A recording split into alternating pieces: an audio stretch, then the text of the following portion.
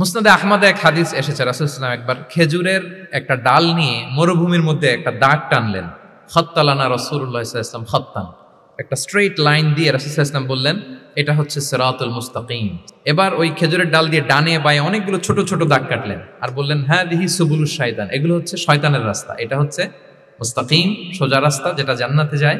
আর ডানে বায়ে অনেকগুলো দাগ কাটলেন, ডেকে বললেন এই প্রতিটি রাস্তায় একটা করে শয়তান বসে থাকে, ডানে বায়ে না তাকিয়ে এই সিরাতুল মুস্তাকিমের পথেই অবিচল থাকতে হবে। আপনারা একটা টপিক শুনেছেন, যে টপিকটা আজকে আমি কভার করব সেটা হচ্ছে মেথোডোলজি অফ প্রফিটিক দাওয়া and its relevance to contemporary global society.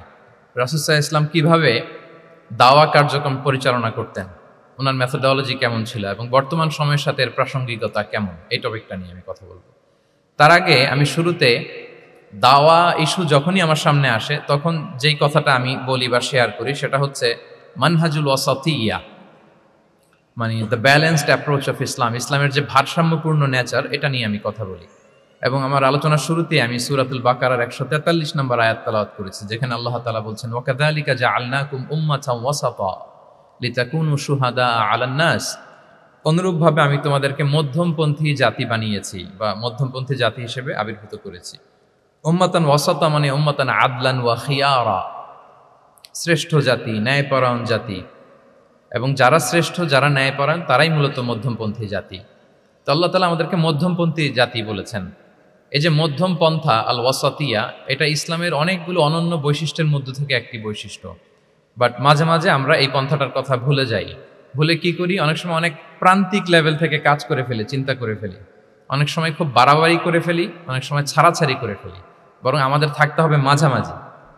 তাহলে the first and foremost reminder today in this conference hall যে আমরা বাড়াবাড়িও করব না, ছাড়াছাড়িও করব না, আমরা মাঝামাঝি থাকব। কোথায় থাকব? জি, মাঝামাঝি, আল ওয়াসাতিয়া, যেটা শ্রেষ্ঠ এবং যেই মেথোডোলজির কথা কোরআন আমাদেরকে জানিয়েছে। আমি যদি এটাকে ইংরেজি করি ওয়াসাতিয়া, তাহলে ইংরেজি দাঁড়াবে এরকম যে the balanced nature of Islam, ইসলামের যেই ভারসাম্যপূর্ণ যে নেচার, এটার নাম হচ্ছে মূলত আল ওয়াসাতিয়া। আপনি যদি খেয়াল করে দেখেন যে কিভাবে আমরা অন্যান্য জাতিগোষ্ঠীর তুলনায় মধ্যমপন্থী জাতি, তাহলে দেখবেন যে আমরা যদি সাইয়েদনা ঈসা আলাইহিস সালামের ব্যাপারে কথা বলি, জেসাস ক্রাইস্টের ব্যাপারে, তাহলে দেখেন ওনার ব্যাপারে ইহুদি নাসারারা কেউ বাড়াবাড়ি করেছে, কেউ ছাড়াছাড়ি করেছে, আমরা একেবারে মিডল ওয়েতে আছি। যেমন ঈসা আলাইহিস সালামের ব্যাপারে খ্রিস্টানরা কি বলে জানেন? তারা বলে ঈসা আলাইহিস সালাম হচ্ছে আল্লাহর সন্তান, নাউযুবিল্লাহি মিন যালিক। Jesus Christ is the son of God, গডের সন্তান। তাহলে দেখেন কতটা বাড়াবাড়ি করলো, ঈসা আলাইহিস সালামকে উঠাতে উঠাতে খোদার আসনে নিয়ে বসালো। বাড়াবাড়ি হয়ে গেল না এটা? তাহলে একদল খুব বাড়াবাড়ি করলো। এবার যদি ইহুদিদের কথা চিন্তা করি, ইহুদিরা কি বলে? ইহুদিরা একেবারে উল্টো। তারা বলে ঈসা আলাইহিস সালাম হচ্ছে ইবনু জিনা, মানে জারদ সন্তান, নাউযুবিল্লাহ। দেখেন তাদের প্রত্যেকের আকীদা শোনা মাত্রই আপনাদেরকে বলা লাগতেছে না যে নাউযুবিল্লাহ বলেন, আপনারা স্বতঃস্ফূর্তভাবেই বলতেছেন নাউযুবিল্লাহ। তার মানে একদল বাড়াবাড়ি করলো, একদল ছাড়াছাড়ি। একদল বলল তিনি আল্লাহর সন্তান বলে একেবারে আল্লাহর উপরে উঠাই ফেলছে, আরেক দল নামাতে নামাতে একেবারে পদদলিত করলো, বলল তিনি হচ্ছেন বাস্টার্ড, মানে ইবনু জিনা, জারদ সন্তান, নাউযুবিল্লাহি মিন যালিক। একদল নিয়ে গেল একেবারে উপরে, আরেক দল একেবারে নিচে। কিন্তু আমরা কি বলি দেখেন, আমরা বলি ঈসা আলাইহিস সালাম উনি হচ্ছেন আব্দুল্লাহি ওয়া রাসূলুহু, তিনি হচ্ছেন আল্লাহ তাআলার দাস বা বান্দা এবং আল্লাহর সম্মানিত রাসূল। দেখুন কতটা ব্যালেন্স এই আকীদা। আমরা আব্দুল্লাহ বলার মধ্য দিয়ে বেসিকলি নাসারাদেরকে রিফিউট করি, তাদের প্রতিবাদ করি আমরা যে তোমরা যে বলেছো আল্লাহ সন্তান না, ওইদিকে উঠানো যাবে না, নিচে নামায় নিয়ে আসো, উনি আব্দুল্লাহ, আল্লাহর দাস। আর রাসূলুহু, সম্মানিত রাসূল বলে আমরা বেসিকলি ইহুদিদেরকে রিফিউট করি, তাদের প্রতিবাদ করি। আমরা বলি যে না, তোমরা যে বলেছো উনি জারদ সন্তান না, ওনার সম্মানকে পদদলিত করা যাবে না, উপরে উঠাইতে হবে, উঠায়া রাসূল, সম্মানিত রাসূল। তাহলে নাসারাদের আকীদা থেকে আমরা নিচে নেমে আসলাম, ইহুদিদের আকীদা থেকে আমরা উপরের দিকে গেলাম। ফলে এটা কি হলো? ব্যালেন্স হলো, ভারসাম্যপূর্ণ হলো, মধ্যম পন্থা হলো। তো আশা করি মধ্যম পন্থার উদাহরণটা বুঝতে পেরেছেন। আরেকটা ছোট্ট উদাহরণ দেই। আমাদের বোনদের যখন পিরিয়ড চলে তখন নাসারারা কি করে দেখেন, খ্রিস্টানরা তারা সবকিছু করে, কোনো বাজ বিচার রাখে না, তখন এমনকি ফিজিক্যাল ইন্টিমেসিতেও যায়। যখন আমাদের বোনদের পিরিয়ড চলে তখন তারা ফিজিক্যাল ইন্টিমেসিতেও যায়। কোনো বাছবিচার নাই। এটা হচ্ছে নাসারাদের অবস্থান। আর ইহুদিদের কি অবস্থান? এরা এই 5 দিন 7 দিন আমাদের বন্ধুরা যখন পিরিয়ড চলে, তখন তারা তাদের স্ত্রীদেরকে ধরবে না, ছোবে না, স্পর্শ করবে না, একসাথে বসবেও না। তাদের ঘরে আলাদা একটা স্পেশাল রুম রাখে, ওই রুমের ভিতরে, ওই ঘরের ভিতরে তাদের 5 দিন 7 দিন ওইখানে কাটাইতে হয়। তোমরা আবার সুস্থ হলে তারপরে আসবে। দেখেন, একদল খুব বাড়াবাড়ি করলো, আরেক দল ছাড়াছাড়ি করলো। কিন্তু আমাদের ইসলামে আমরা ব্যালেন্স, যে বোনদের যখন পিরিয়ড চলে, হাজব্যান্ড ওয়াইফ তখন স্বাভাবিক মেলামেশা, কথাবার্তা, ঘরের টুকিটাকি কাজ সবই করতে পারবে, ইল্লাল জিমা, যেটা আমরা ফিজিক্যাল ইন্টিমেসি বলি, ওইটা ছাড়া আমরা সবই করতে পারবো। তাহলে দেখেন, এই দুইটা উদাহরণ আমি সামনে আনলাম এজন্য যে এই যে মানহাজুল ওয়াসাতিয়াতি ওয়াল ইতিদাল, মধ্যম পন্থার কথা আমরা যেটা বলি, যেটাকে দিয়ে আল্লাহ তাআলা আমাদেরকে সম্মানিত করেছেন, যে ওয়াকাযালিকা জাআলনাকুম উম্মাতান ওয়াসাতা, তোমাদেরকে আমি মধ্যমপন্থী জাতি বানিয়েছি। তোমাদের মধ্যে বাড়াবাড়িও থাকবে না, ছাড়াছাড়িও থাকবে না, বরং আমরা হব মধ্যমপন্থী। আমরা কি হব? কি হব? তো প্রিয় ভাইরা, প্রথম কথা হচ্ছে, আপনি যখন দাওয়া বলবেন তখন আমাকে মধ্যম পন্থা বলতেই হবে। আমরা যখন ইসলাম শিখবো, শিখাবো, ইসলাম বুঝবো, বুঝাবো, এই সব ক্ষেত্রে আমাদেরকে মধ্যম পন্থা অবলম্বন করতে হবে। আমাদের খেয়াল রাখতে হবে আমরা যেন এক্সট্রিম লাইনে না যাই, আবার খুব এক্সট্রা লিবারেল যেন না হয়ে যায়, আমরা যেন মধ্যমপন্থী একটা অবস্থানে থাকি। এবং দাওয়া দেওয়ার ক্ষেত্রে এটাই বলা হয়েছে, আল্লাহ তাআলা বলছেন, উদউ ইলা সাবিলি রাব্বিকা বিল হিকমাতি ওয়াল মাউইদাতিল হাসানাতি ওয়াজাদিলহুম বিল্লাতি হিয়া আহসান। নবী, আপনি লোকদেরকে আল্লাহর পথে ডাকুন, বিল হিকমা, প্রজ্ঞার সাথে, সুন্দর সুন্দর উপদেশ সহকারে, এবং কখনো তর্ক বিতর্কে জড়ানো লাগলে সেটা উত্তমভাবে আপনাকে জড়াতে হবে।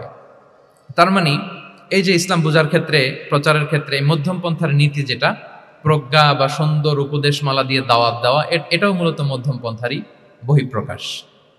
আমরা যখন কোনো দাওয়া কাজ করব, অলওয়েজ মাথায় রাখতে হবে যে আমি বাড়াবাড়ি যেন না করি, আমি আবার ছাড়াছাড়িও যেন না করি, আমি যেন মাঝামাঝি থাকি। তো এই যে দাওয়া আমরা দিচ্ছি, দাওয়াটা কি? বেসিক্যালি এটা হচ্ছে একটা কমিউনিকেশন, রাইট? এই যে আমি কথা বলতেছি, আপনারা শুনতেছেন, ইমাম সাহেব খুতবা দিচ্ছেন, আমরা সেটা শুনি, স্ট্রিট দাওয়া হয়, বিভিন্ন রকম দাওয়া এখন হচ্ছে, এগুলো basically communication. And this communication should be full of wisdom and beautiful advice. এটাই মূলত আল ওয়াসাতিয়া, মানহাজুল ওয়াসাতিয়া, মধ্যম পন্থা। আমি যে বিশ্ববিদ্যালয় থেকে ব্যাচেলর করেছি, ওই বিশ্ববিদ্যালয়ের একটা স্লোগান আছে, মানহাজুল ওয়াসাতিয়াতি ওয়াল ইতিদাল। ওনারা মধ্যম পন্থার কথা বলে। সো আমি যেহেতু এই বিশ্ববিদ্যালয় আল আজহারের গ্রাজুয়েট, আমি যেখানেই যাই একটু করে আমি এই আল ওয়াসাতিয়ার কথাটা বলি, প্রিয় ভাইরা। তো দাওয়া যেহেতু কমিউনিকেশন, আমরা ওরাল দাওয়া দিয়ে থাকি, কিন্তু বেসিকলি ওরাল দাওয়ার চেয়ে যেটা প্র্যাকটিক্যাল দাওয়া, থিওরিটিক্যাল দাওয়ার চেয়ে প্র্যাকটিক্যাল দাওয়াটা এটা বেশি ইফেক্টিভ, বেশি প্রোডাক্টিভ। আমরা যখন তাফসির মাহফিল করি, আমরা খুতবা দেই, আলোচনা করি, এটা থেকে তো মানুষ শিখে। কিন্তু আমি যদি আমার আচরণ দিয়ে কোনো একটা মেসেজ দিতে পারি, ওইটা মানুষের হৃদয়ে বেশি দাগ কাটে, বেশি মনে থাকে, খুব বেশি মনে থাকে। এটার সুযোগ আপনাদের বেশি। যেমন আমি যদি একটা কোরআনের আয়াতের কথা বলি, এটার খুব একটা মূল্যায়ন নাই, কারণ উনি হুজুর মানুষ, উনি তো কোরআনই বলবে। কিন্তু একজন ডক্টর যখন কোরআনের আয়াত বলে, তখন বলে, দেখছো মাশাআল্লাহ, একজন ডক্টর, সে চিকিৎসা বিজ্ঞানে এত বড় এক্সপার্টিজের পর আবার কোরআনও জানে। ওই কথা কিন্তু আমিও বলছি, আমার দাম নাই। কিন্তু আপনাদেরকে কত সম্মানের চোখে দেখা হচ্ছে। আবার দেখেন, 5 ওয়াক্ত সালাত আদায় করা জামাতের সাথে, ফরজ সালাতগুলো, এটা তো মানে করতেই হবে, কম্পালসারি।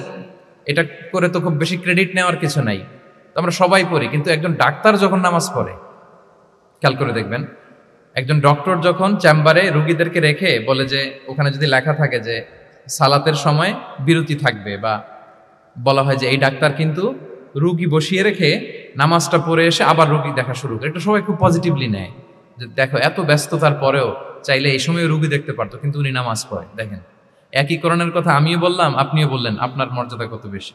আমিও জামাতে নামাজ পড়ি, ইমামতি করাই, আর আপনি যে একটু তাড়াতাড়ি করে নামাজটা পড়ে চলে আসেন, এটাতে আপনার অ্যাপ্রিসিয়েশন কত বেশি।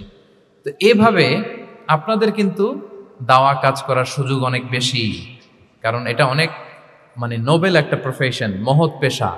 আপনারা জনগণকে সরাসরি সেবা দেওয়ার যে ব্যাপারটা, এটার সুযোগ আছে। যুদ্ধ বিধ্বস্ত আপনি আহতদেরকে সেবা দিতে পারেন, আগুনে পোড়া রোগীদেরকে সেবা দিতে পারেন, দুরারোগ্য ব্যাধি, তার আর যাওয়ার জায়গা নেই, আপনি সেবা দিতে পারতেছেন। যে কোনো রোগ বালাই, যে কোনো পরিস্থিতিতে যখন একজন মানুষ অসুস্থ হয়, তখন আপনি সেবা দিচ্ছেন, তখন তার মনটা কিন্তু খুব নরম থাকে, তার মধ্যে একটা অসহায়ত্ব কাজ করে। ওই একটা অসহায় মানুষ, তার মনটা খুব নরম, ওইরকম একটা সিচুয়েশনে তারা আপনাদের দ্বারস্থ হয়।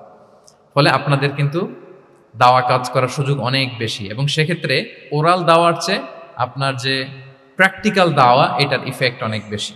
মানে আপনার চলনে বলনে, আপনার কথনে কথায়, আপনার ব্যক্তিত্বে, পার্সোনালিটিতে, এটার মাধ্যমে যে দাওয়া ফুটে ওঠে ওইটা বেশি ইফেক্টিভ।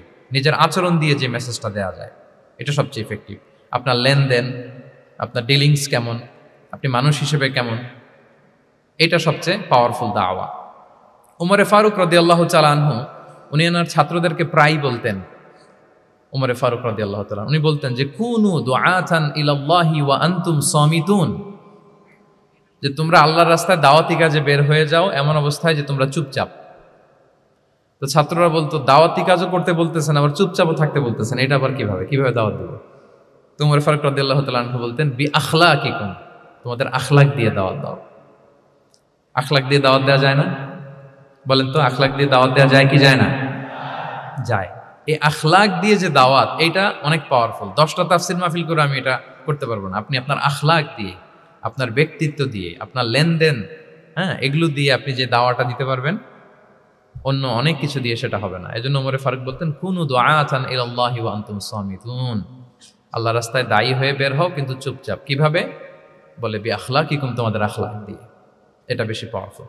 এবং রাসূল সাল্লাল্লাহু আলাইহি ওয়াসাল্লামের ব্যাপারে যখন জিজ্ঞেস করা হতো আম্মাজান আয়েশা রাদিয়াল্লাহু তাআলা আনহাকে যে রাসূল সাল্লাল্লাহু আলাইহি ওয়াসাল্লামের আচরণ কেমন ছিল, তখন আম্মাজান আয়েশা বলতেন যে কানা খুলুকুহু আল কোরআন, কোরআনই ছিল রাসূল সাল্লাল্লাহু আলাইহি ওয়াসাল্লামের চরিত্র।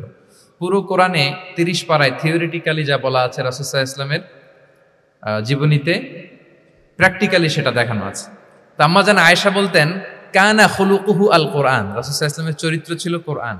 ইনদামা রাসূলুল্লাহ সাল্লাল্লাহু আলাইহি ওয়াসাল্লাম ইয়ামশি আলাল আরদ কাআন্নাল কোরআনা ইয়ামশি আলাইহি, রাসূল সাল্লাল্লাহু আলাইহি ওয়াসাল্লাম যখন মদিনার রাস্তা দিয়ে হেঁটে যেতেন, as if a living Quran is walking on the street, মনে হতো একটা জীবন্ত কোরআন রাস্তা দিয়ে হেঁটে হেঁটে যাচ্ছে। তো তাহলে we should try to be a living দাঈ, জীবন্ত দাঈ, প্র্যাকটিক্যাল দাঈ। এটা যদি আমরা হইতে পারি তাহলে অনেক বেশি ইম্প্যাক্ট করা যাবে সোসাইটিতে, অনেক ইনফ্লুয়েন্স করা যাবে। যেটা বললাম যে আমাদের সততা, আচরণ, ব্যক্তিত্ব, পার্সোনালিটি, এগুলো দিয়ে আমরা যে দাওয়াটা দিতে পারি, ওরাল দাওয়া, বক্তব্য দিয়ে, এটা অনেক সময় সম্ভব হয় না। এবং ডাক্তারদের জন্য এটা অনেক বড় একটা সুযোগ। তাহলে ইন্ট্রোডাক্টরি ডিসকাশনে আমি দুটা বিষয়ে কথা বললাম। এক হচ্ছে আমাদেরকে মধ্যমপন্থী হইতে হবে, মানহাজুল ওয়াসাতিয়া ওয়াল ইআতিদাল, 1 নম্বর। 2 নম্বর হচ্ছে লিভিং দাঈ হওয়ার চেষ্টা করতে হবে, এটা বেশি প্রোডাক্টিভ অ্যান্ড ইফেক্টিভ। বুঝতে পেরেছেন সবাই? মাশাআল্লাহ। এবার চলুন যে রাসূল সাল্লাল্লাহু আলাইহি ওয়াসাল্লামের যে প্রফেটিক দাওয়া মেথোডোলজি, কিভাবে উনি দাওয়া কাজের আঞ্জাম দিতেন, সেখান থেকে আমাদের নেয়ার আধুনিক সময়ের এর প্রাসঙ্গিকতা কি আছে, আমি 10টা পয়েন্টে আজকের এই সেমিনারে কিছু কথা উপস্থাপনের চেষ্টা করব। ওমা তাওফীক ইল্লা বিল্লাহ। 1 নম্বর কথা হচ্ছে, আমরা যে দাওয়া দিব, এই দাওয়া language should be very soft and mild and very touchy. দাওয়া ল্যাঙ্গুয়েজ হইতে হবে ভেরি সফট। সব সময় ইফ ইউ টক অ্যাবাউট দাওয়া, this language should be very soft and mild and touchy. দাওয়ার কথা বললে হয়তো আপনি পলিটিক্স করেন, ওইটা আলাদা কথা। আপনি জেহাদের ময়দানে, ওইটা আলাদা কথা। আমি জেহাদ পলিটিক্স নিয়ে কথা বলতেছি না, আই এম টকিং অ্যাবাউট দাওয়া। যদি আপনি দাওয়া সেমিনারের কথা বলেন, যদি মেডিকেল দাওয়া সোসাইটি নাম দেন, দাওয়া বললে আমাকে বলতে হবে দাওয়ার language should be very soft and mild. আমরা এটা অনেক সময় ভুল করে ফেলি, এটা করা যাবে না। কারণ আপনি হৃদয় থেকে যদি কোনো কথা বলেন, এটা শ্রোতার হৃদয়ে যে টাচ করে। আল্লাহর হাবিব সাল্লাল্লাহু আলাইহি ওয়াসাল্লামের কথাগুলো নিয়ে এত আলোচনা, বিশ্লেষণ, কথাগুলো এত অ্যাপিলিং কেন, এত আবেদনময় কেন? এর কারণ হচ্ছে রাসূল সাল্লাল্লাহু আলাইহি ওয়াসাল্লাম যা বলেছেন তিনি হৃদয় থেকে বলেছেন। হৃদয় থেকে কথা বেরোলে এটা শ্রোতার হৃদয়ে যে টাচ করে। একটা ছোট্ট আয়াত আমি তেলাওয়াত করি, সূরা তাহার। আল্লাহ তাআলা বলছেন ফাকুলা লাহু কাওলান লাইয়িনা লাআল্লাহু ইয়াতাযাক্কারু আও ইয়াখশা। আল্লাহ তাআলা মূসা আলাইহিস সালাম এবং হারুন আলাইহিস সালাম, ওনাদের দুইজনকে বলছেন যে তোমরা 2 ভাই মিলে যাও, ফেরাউনের কাছে যে দাওয়াত দাও এবং কোমল ভাষায় দাওয়াত দাও। কি ভাষায়? কোমল ভাষায় দাওয়াত দাও। কাওলান লাইয়িনা, use very soft and mild language, very touchy language. Soft এবং কোমল ভাষায় দাওয়াত দাও কাকে? পৃথিবীর সবচেয়ে বড় সন্ত্রাস, তাই না? হ্যাঁ, দুর্ধর্ষ সন্ত্রাস, খোদাদ্রোহী, তারপর সীমালঙ্ঘনকারী। আপনি যত নেগেটিভ যা বলবেন সব যাবে ওর সাথে। ফিরআউন।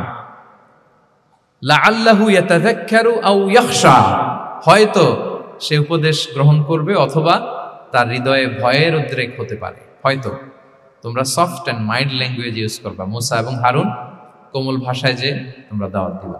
আচ্ছা, কার ব্যাপারে আল্লাহ বললেন, কাকে দাওয়াত দিতে বললেন? সবাই বলেন তো নামটা। ফেরাউন।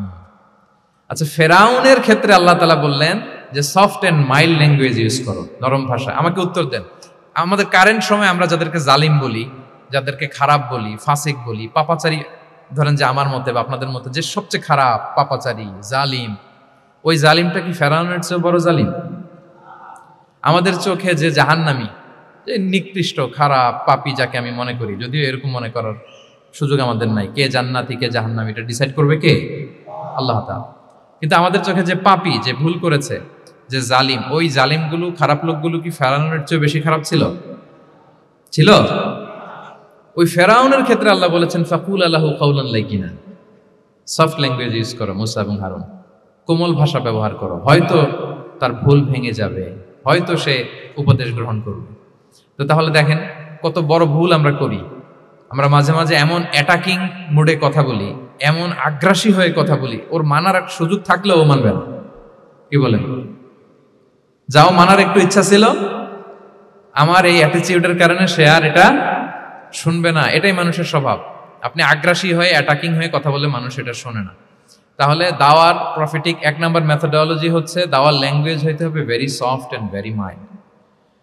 আল্লাহ তাআলা সূরাতু আলে ইমরানে বলছেন ফাবিমা রাহমাতিন মিনাল্লাহি লিনতা লাহুম ওয়ালাউ কুনতা ফাদদান গালিযাল কলবি লানফাদ্দু মিন হাওলিক। নবী হে, আল্লাহর অনুগ্রহে, আল্লাহর রহমতে আপনি কোমল ভাষী হয়েছেন। আপনি কোমল ভাষী না হয়ে যদি রূঢ় ভাষী হতেন, তাহলে মানুষজন আপনার কাছ থেকে ভেগে ভেগে পালাতো।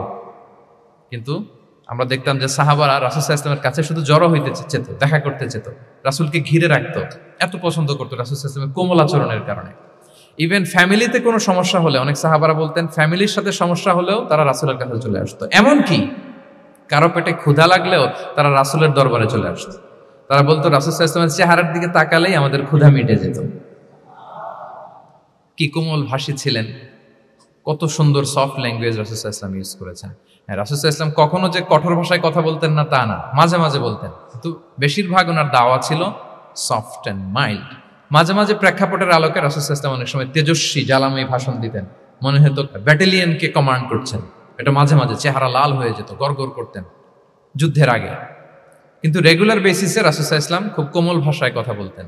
তাহলে 1 নম্বরে যেটা জানলাম, যদি আপনি দাওয়া মেন্টালিটি, দাওয়া মোডে থাকতে চান, আপনার ভাষা হতে হবে শক্ত না নরম? সফট হইতে হবে, কোমল। কারোর প্রতি আগ্রাসী হয়ে যেন আমরা কথা না বলি, অ্যাটাকিং মুডে যেন না বলি, বললেও শুনবে না। এটাই মানুষের নেচার, সফট ল্যাঙ্গুয়েজে বলতে হয়। ফেরাউনকে যদি বলা হয় ওর সাথে ভালোভাবে বলো, তো আমাদের আশেপাশে যারা আছে এরা তো আরো এদেরকে সম্মান দিয়ে নরম করে বলা উচিত। কি বলেন? জি, 1 নম্বর গেল। 2 নম্বর হচ্ছে দাওয়াকে ফলপ্রসূ করতে হলে রাসূল সাল্লাল্লাহু আলাইহি ওয়াসাল্লাম যেটা করতেন, শ্রোতাদের অনেক সময় মনোযোগ আকর্ষণের জন্য উনি অনেক ধরনের টুলস, অনেক ধরনের জিনিস তিনি ব্যবহার করতেন। যেমন একটা পদ্ধতি রাসূল সাল্লাল্লাহু আলাইহি ওয়াসাল্লামের ছিল, রাসূল সাল্লাল্লাহু আলাইহি ওয়াসাল্লাম মানুষের আকর্ষণ বৃদ্ধির জন্য মাঝে মাঝে প্রশ্ন ছুড়ে দিতেন অডিয়েন্সকে, drawing attention of the listener by throwing questions. Question throw করার মাধ্যমে অ্যাটেনশন গ্রো করতেন। হাদিসে এরকম অনেক উদাহরণ পাওয়া যায়। একটা ছোট্ট হাদিস শেয়ার করি, সহিহ মুসলিমে এসেছে। রাসূল সাল্লাল্লাহু আলাইহি ওয়াসাল্লাম একবার সাহাবাদেরকে বললেন, ইন্না মিনাশ শাজারি শাজারাতান লা ইয়াসকুতু ওয়ারাকুহা মাসালুহা মাসালুল মুসলিম।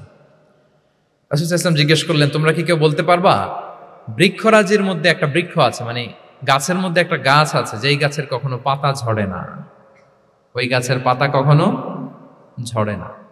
এর দৃষ্টান্ত হচ্ছে মুসলিমের দৃষ্টান্তের মতো। বলতো ফাহাদ্দিসুনি মা হিয়া, বলতো ওই গাছটা কি? কে বলতে পারো? আপনারা তো সব একেবারে পেরে গেছেন। তো সাহাবারা ওই দিন কেউ বলতে পারেন নাই। কারণ কি জানেন? একে তো আমরা জানি হাদিস স্টাডি করার কারণে, হাদিস স্টাডি না করলে তো আমরা বলতে পারতাম না, আমাদের দেশে তো খেজুর গাছ তো হয় না। তো ওনারা কেউ বলতে পারে না। এর কারণ হচ্ছে তারা ভাবছিল প্রশ্ন যেহেতু করছে, এটা যেন তেন প্রশ্ন, এটা কঠিন কোনো গাছের একটা নাম বলতে হবে। তো বাড়ির পাশে যে খেজুর গাছ, মদিনার অলিতে গলিতে যে খেজুর গাছ ভর্তি, এই দিকে আর ওনাদের অ্যাটেনশন যায় না। ওনারা চলে গেছে মরুভূমিতে, ইয়ামানে, তারপর একেবারে ডেজার্টের মাঝখানে কি কি ক্যাকটাস, গুলমলতা, কি কি গাছ আছে ওগুলো আওড়াচ্ছে মনে মনে। ভাবতেছে যে খেজুর গাছের কথা তো রাসূল সাল্লাল্লাহু আলাইহি ওয়াসাল্লাম আমাদের জিজ্ঞেস করার কথা না, এ তো আমাদের গাছ, বাড়ির পাশের গাছ। তো কেউই আর বলতে পারে নাই। এরপর রাসূল সাল্লাল্লাহু আলাইহি ওয়াসাল্লাম যখন দেখলেন সবাই অপারগ, রাসূল সাল্লাল্লাহু আলাইহি ওয়াসাল্লাম বললেন, ইন্নাহা আন-নাখলা, এটা হচ্ছে খেজুর গাছ, ডেট প্লান্ট। তো আব্দুল্লাহ ইবনে উমর রাদিয়াল্লাহু তাআলা আনহু বাড়িতে যাওয়ার পরে ওমরে ফারুককে তার বাবাকে বললেন যে, বাবা, আজকে যে রাসূল সাল্লাল্লাহু আলাইহি ওয়াসাল্লাম প্রশ্ন ছুড়ে দিলেন, আপনারা যে কেউ পারলেন না, উত্তরটা কিন্তু আমি পারতাম। তো ওমরে ফারুক বললেন, বলো কি তুমি পারতা? তো বললা না কেন? তুমি আজকে উত্তর দিতে পারলে তো রাসূলের সামনে আমার বুকটা এত বড় হয়ে যেত। মানে লাল উট পেলে আরবরা যেই খুশি, আমি এর চেয়ে বেশি খুশি হতাম। তখন উনি বললেন যে, আপনি পারতেছেন না, অন্যান্য বয়স্ক সাহাবারা পারতেছে না, মুরব্বীরা কেউ যেহেতু বলে নাই, আমি বিনয়ের খাতিরে উত্তরটা দেই নাই, কিন্তু আমি জানতাম যে এটা খেজুর গাছ। তাহলে দেখেন রাসূল সাল্লাল্লাহু আলাইহি ওয়াসাল্লাম অ্যাটেনশনটাকে ড্র করার জন্য প্রশ্ন ছুড়ে দিতেন। আপনারা তো মানে প্রশ্ন ছড়াই তো আপনাদের কাজ, যে কি অবস্থা, শরীরটা কেমন, পেট ঠিক আছে কিনা, ঘুম হয় কিনা, কমন প্রশ্ন না আপনাদের? আপনাদের কাছে গেলেই তো প্রথমে জিজ্ঞেস করে যে হজম হয় কিনা, তারপর ঘুম আসে কিনা, এই হয় কিনা, অনেক প্রশ্ন আপনারা করেন। তো এইভাবে আপনি যদি আস্তে আস্তে প্রশ্নের ছলে যদি তাকে আপনি দাওয়া দিতে চান, আপনি কিন্তু দিতে পারেন। এটা রাসূল সাল্লাল্লাহু আলাইহি ওয়াসাল্লামের একটা দাওয়া মেথডোলজি ছিল। দুইটা বলে ফেললাম, একটা হচ্ছে দাওয়ার ল্যাঙ্গুয়েজ হতে হবে অনেক শক্ত, নাকি হ্যাঁ নরম, সফট এন্ড মাইল্ড। দুই নাম্বার হচ্ছে প্রশ্ন ছুড়ে দিয়ে শ্রোতাকে আকর্ষণ করা, মনোযোগ আকর্ষণ করা। তিন নাম্বার ভিজুয়াল এক্সপ্লেনেশন, রাসূল সাল্লাল্লাহু আলাইহি ওয়াসাল্লাম এটা করতেন যাতে করে আরো সহজে বোঝানোর জন্য। এটা নিশ্চয়ই আপনারা করেন। রাসূল সাল্লাল্লাহু আলাইহি ওয়াসাল্লামের দাওয়া জিন্দেগিতে দেখা যায় প্রায় সময় কিছু উনি ভিজুয়াল এক্সপ্লেনেশন নিয়ে এসেছেন সাহাবাদের সামনে, যাতে করে সাহাবারা to get a better idea of the issue, আরো ইজিলি বুঝতে পারেন। যেমন একবার রাসূল সাল্লাল্লাহু আলাইহি ওয়াসাল্লাম অনাথ ইয়েতিমদেরকে যারা দেখভাল করে তাদের কি মর্যাদা, এটা বুঝাতে যে রাসূল সাল্লাল্লাহু আলাইহি ওয়াসাল্লাম দুই আঙ্গুল উঁচু করে একবার বললেন যে আনা ওয়া কাফিলুল ইয়াতীমি ফিল জান্নাতি কাহাতাইন, অর্থাৎ আমি এবং এতিমের রক্ষণাবেক্ষণকারী কিয়ামতের দিন এভাবে কাছাকাছি প্রতিবেশী হয়ে থাকবো। এই দুইটা আঙ্গুলের মাঝখানে যেমনি খুব একটা স্পেস নাই, গ্যাপ নাই, মানে একেবারে কাছাকাছি, নেইবরিং ফিঙ্গার, রাইট? আমি এবং এতিমের রক্ষণাবেক্ষণকারী এভাবে নেইবর হয়ে থাকবো। এই যে ভিজুয়াল এক্সপ্লেনেশন দেখছেন, এই যে দাওয়ার মধ্যে মাঝে মাঝে এরকম ভিজুয়াল এক্সপ্লেনেশন করতে হবে যাতে করে শ্রোতারা বুঝে। রাসূল সাল্লাল্লাহু আলাইহি ওয়াসাল্লাম এটা করেছেন। মুসনাদে আহমদে এক হাদিস এসেছে, রাসূল সাল্লাল্লাহু আলাইহি ওয়াসাল্লাম একবার খেজুরের একটা ডাল নিয়ে মরুভূমির মধ্যে একটা দাগ টানলেন। খাত্তালানা রাসূলুল্লাহ সাল্লাল্লাহু আলাইহি ওয়াসাল্লাম খাত্তান, একটা স্ট্রেইট লাইন দিয়ে রাসূল সাল্লাল্লাহু আলাইহি ওয়াসাল্লাম বললেন, এটা হচ্ছে সিরাতুল মুস্তাকিম। সাহাবাদের দৃষ্টি আকর্ষিত হলো, সবাই মনোযোগী হয়ে উঠল, তাই নাকি? এটা সিরাতুল মুস্তাকিম, যে দোয়া আমরা প্রতিদিন করি, ইহদিনাস সিরাতাল মুস্তাকিম। খেজুরের ডাল দিয়ে স্ট্রেইট লাইন কেটে বললেন এটা হচ্ছে সিরাতুল মুস্তাকিম। এবার ওই খেজুরের ডাল দিয়ে ডানে বায়ে অনেকগুলো ছোট ছোট দাগ কাটলেন আর বললেন, হ্যাঁ দিহি সুবুলুশ শায়তান, এগুলো হচ্ছে শয়তানের রাস্তা, এটা হচ্ছে মুস্তাকিম, সোজা রাস্তা যেটা জান্নাতে যায়। আর ডানে বায়ে অনেকগুলো দাগ কাটলেন, ডেকে বললেন, এই প্রতিটি রাস্তায় একটা করে শয়তান বসে থাকে আর সে তোমাদেরকে টেম্পটেশন দিতে থাকে, প্রভোকেশন করতে থাকে, ধোঁকা দিতে থাকে, ওয়াসওয়াসা দিতে থাকে। ডানে বায়ে না তাকিয়ে এই সিরাতুল মুস্তাকিমের পথেই অবিচল থাকতে হবে। তাহলে দেখেন মরুভূমির মাঝখানে, তখন তো আর ওই যে এলইডি প্রজেক্টর থাকলে হয়তো রাসূল সাল্লাল্লাহু আলাইহি ওয়াসাল্লাম ওইটাই ব্যবহার করতেন, আমরা এটা এখন করতে পারি বোঝানোর জন্য। রাসূল সাল্লাল্লাহু আলাইহি ওয়াসাল্লাম খেজুরের ডাল দিয়ে মরুভূমির মধ্যে দাগ কেটে সাহাবীদেরকে এই ভিজুয়াল এক্সপ্লেনেশন দিলেন, এবং সাহাবারা খুব সহজে বুঝতে পারলেন যে কোনটা সিরাতুল মুস্তাকিম, কোনটা সিরাতুশ শাইতান। এভাবে রাসূল সাল্লাল্লাহু আলাইহি ওয়াসাল্লাম ভিজুয়াল এক্সপ্লেনেশন ইউজ করতেন। আমরা বিশ্বাসীরা যে ভাই ভাই, মুমিনরা যে ভাই ভাই, আমাদের সম্পর্ক যে কত সুদৃঢ় মজবুত, এটা বোঝাতে যে একবার রাসূল সাল্লাল্লাহু আলাইহি ওয়াসাল্লাম বললেন, আল মুমিনু লিল মুমিনি কাল বুনিয়ান, বিশ্বাসীরা তাদের সম্পর্ক হচ্ছে কাল বুনিয়ান, একটা সুদৃঢ় প্রাচীরের মতো, সীসা ঢালা প্রাচীরের মতো। ইয়াশুদ্দু বা'দুহু বা'দা, যেটার এক পাশ আরেক পাশকে মজবুত করে। Strengthening one part the others, এক পার্ট আরেক পার্টকে মজবুত করে। যেমন এই বিল্ডিং, এদিকে ভেঙে ফেললে এটা নড়বড়ে হয়ে যাবে। তিনি বুঝালেন যে সুদৃঢ় প্রাচীরের মতো হচ্ছে বিশ্বাসীদের সম্পর্ক। এটা বলে ওয়াসাব্বাকা বাইনা আসাবিহি, মানে ডান হাতের আঙ্গুলগুলো বা হাতের ভেতরে ভেবে ঢুকিয়ে দিলেন, বললেন যে এরকম মজবুত। সুবহানাল্লাহ। এই যে এই হাতের আঙ্গুলগুলো এই হাতে ঢুকিয়ে এরকম চাপ দিলে খুব শক্ত হয় না, মজবুত হয় না? রাসূল সাল্লাল্লাহু আলাইহি ওয়াসাল্লাম বললেন আমাদের বন্ধন হচ্ছে এরকম সুদৃঢ় মজবুত, সুদৃঢ় সীসা ঢালা প্রাচীরের মতো। আল্লাহু আকবার। তাহলে এই যে ভিজুয়াল এক্সপ্লেনেশন, রাসূল সাল্লাল্লাহু আলাইহি ওয়াসাল্লাম বুঝানোর জন্য এই যে এরকম দাগ কাটা, কখনো এইভাবে, হাদিসে এরকম অনেক পাওয়া যায়। আমি অল্প কয়েকটা, সময়ের টাইম কনস্ট্রেন্টের কারণে অল্প কয়েকটা নিয়ে আসলাম। তাহলে এটা রাসূল সাল্লাল্লাহু আলাইহি ওয়াসাল্লামের একটা দাওয়া মেথডোলজি ছিল, বোঝানোর জন্য কত ইজিয়েস্ট ওয়েতে তিনি অডিয়েন্সের কাছে পৌঁছাতে পারেন। তিনি প্রয়োজনে ভিজুয়াল এক্সপ্লেনেশনের সহায়তা নিতেন। কয়টা গেল মেথডোলজি? তিনটা।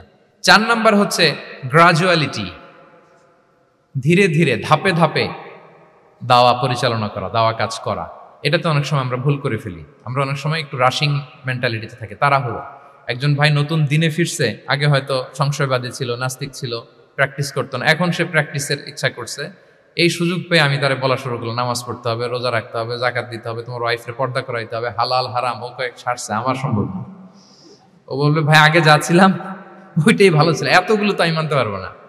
তো এই যে আপনি তাকে দিন থেকে ভাগালেন, আপনার দাওয়া মেথোডোলজি জানা না থাকার কারণে আপনি তাকে ভাগালেন। একসাথে আপনি এত কথা বলবেন না। নতুন যখন কেউ দিনে ফিরে তাকে আপনি একসাথে এত কথা বলবেন না। নতুন যখন কোনো বোন ইসলামে আসতে চায় তাকে আপনি কঠিন করে বলবেন না। উপরে আমাদের বোনরা আছে, তাদেরকেও আমি বলবো সহজ করে বলেন। প্রথমে নামাজের কথা বলেন, নামাজ আস্তে আস্তে পড়ুক যতটুকু পারুক। প্রথমে হয়তো 5 ওয়াক্ত পারবে না, 1 ওয়াক্ত 2 ওয়াক্ত দিয়ে শুরু করবে, এরপর আস্তে আস্তে 5 ওয়াক্ত যাবে। এরপর তাকে একটু শালীন পোশাকের কথা বলেন, যে তুমি একটু শালীন পোশাক পরো, সেফটি সিকিউরিটির জন্য ভালো। সেটাতে অভ্যস্ত হলে তাকে হেজাবের দাওয়াত দিবেন আপনি, হেজাবে অভ্যস্ত হলে নেকাবে দাওয়াত দিবেন আপনি। এইভাবে গ্রাজুয়ালিটি, ধাপে ধাপে, একসাথেই কঠিন করে দিনকে উপস্থাপন করা যাবে না। দাওয়া is a gradual process, gradually যাইতে হবে। Beginning with the most important issue first, তারপর যেটা ইম্পর্টেন্ট, তারপর যেটা ইম্পর্টেন্ট, ধাপে ধাপে আপনি তাকে বলবেন। আপনারা নিশ্চয়ই সবাই মদ হারাম হওয়ার যে স্টেপগুলো আছে জানেন না? কয়বারে হারাম হয়েছে? 3 বারে। ওয়াসআলুনাকা আনিল খামরি ওয়াল মাইসির কুল ফীহিমা ইসমুন কাবীরুন ওয়া মানাফিউ লিন-নাস ওয়া ইসমুহুমা আকবারু মিন নাফিহিমা। প্রথমে বললেন মদে কিছু উপকার আছে, কিন্তু এটার গুনাহ বেশি, ক্ষতি বেশি, কিন্তু সামান্য উপকার আছে। তো মানুষ সচেতন হয়ে গেল যে না, এটা কিন্তু গুনাহ আছে, ক্ষতি আছে, সাবধান হইতে হবে। মদ খাওয়া কমায় দিল। আচ্ছা, এরপর বলা হলো ওয়ালা তাকরাবুস সালাতা ওয়া আনতুম সুকারা, মাতাল হয়ে মদ খাওয়া অবস্থায় নামাজে যেও না। কারণ কোন এক সাহাবী নামাজে এমনভাবে তেলাওয়াত করলেন, অর্থ চেঞ্জ হয়ে গেল। ফলে দিনে 5 বার মদ খাওয়া যাবে না। এই আয়াত দিয়ে তো তাই বোঝা যায়, তাই না? 5 বারের জন্য যখন সাবধান হয়ে গেল, আরো তারা অভ্যস্ত হয়ে গেল। এরপরে নাজিল হলো ইন্নামাল খামরু ওয়াল মাইসিরু ওয়াল আনসাবু ওয়াল আজলামু রিজসুম মিন আমালিশ শাইতানি ফাজতানিবুহু। মদ, জুয়া, ভাগ্যলিপি এগুলো শয়তানের কাজ, এগুলো থেকে বেঁচে থাকে। সবাই মদিনার ঘরের ভেতরে মদের বোতল যেগুলো ছিল ভেঙে সব রাস্তায় মদ দিয়ে মদিনার অলিগলি সয়লাম। সুবহানাল্লাহ, কারো কষ্ট হয়নি, কারণ ধাপে ধাপে মদকে হারাম করা হয়েছে। কেউ যদি চেইন স্মোকার থাকে, আপনি যদি বলেন যে স্মোকিং হারাম, কালকে থেকে একটাও খেতে পারবে না, ও পারবে? ও তো মারা যাবে। ও সব বাদ দিতে পারবে, স্মোকিং বাদ দিতে পারবে না। তো কি করবেন? তাকে আপনি অল্প অল্প করে, যে একটু একটু করে ছাড়ো। এই যে রমজান আসতেছে, সারাদিন তো করতেই পারবা না, রাতে 2-3টা করে খাইও, বেশি খাইও না। মানে ছাড়ানোর জন্য বলতেছে আর কি। যে 10টা খায় তারা যদি আপনি 2টা খাইতে বলেন, এটা তো আপনি দাওয়াই দিলেন নাকি, কমাইতে বললেন তো। সিগারেটের প্রতি তার উৎসাহিত করতেছি না আমরা। চেইন স্মোকার ও 10টা ছাড়া হয় না প্রতিদিন। তো এই রমজানে আপনি তারা বললেন যে সারাদিন তো তুমি না খেয়ে থাকবা, রাতে 1টা 2টা বা 3টা গেল। প্রথম দশকে 3টা, এরপরের দশকে 2টা, তারপরের দশকে 1টা।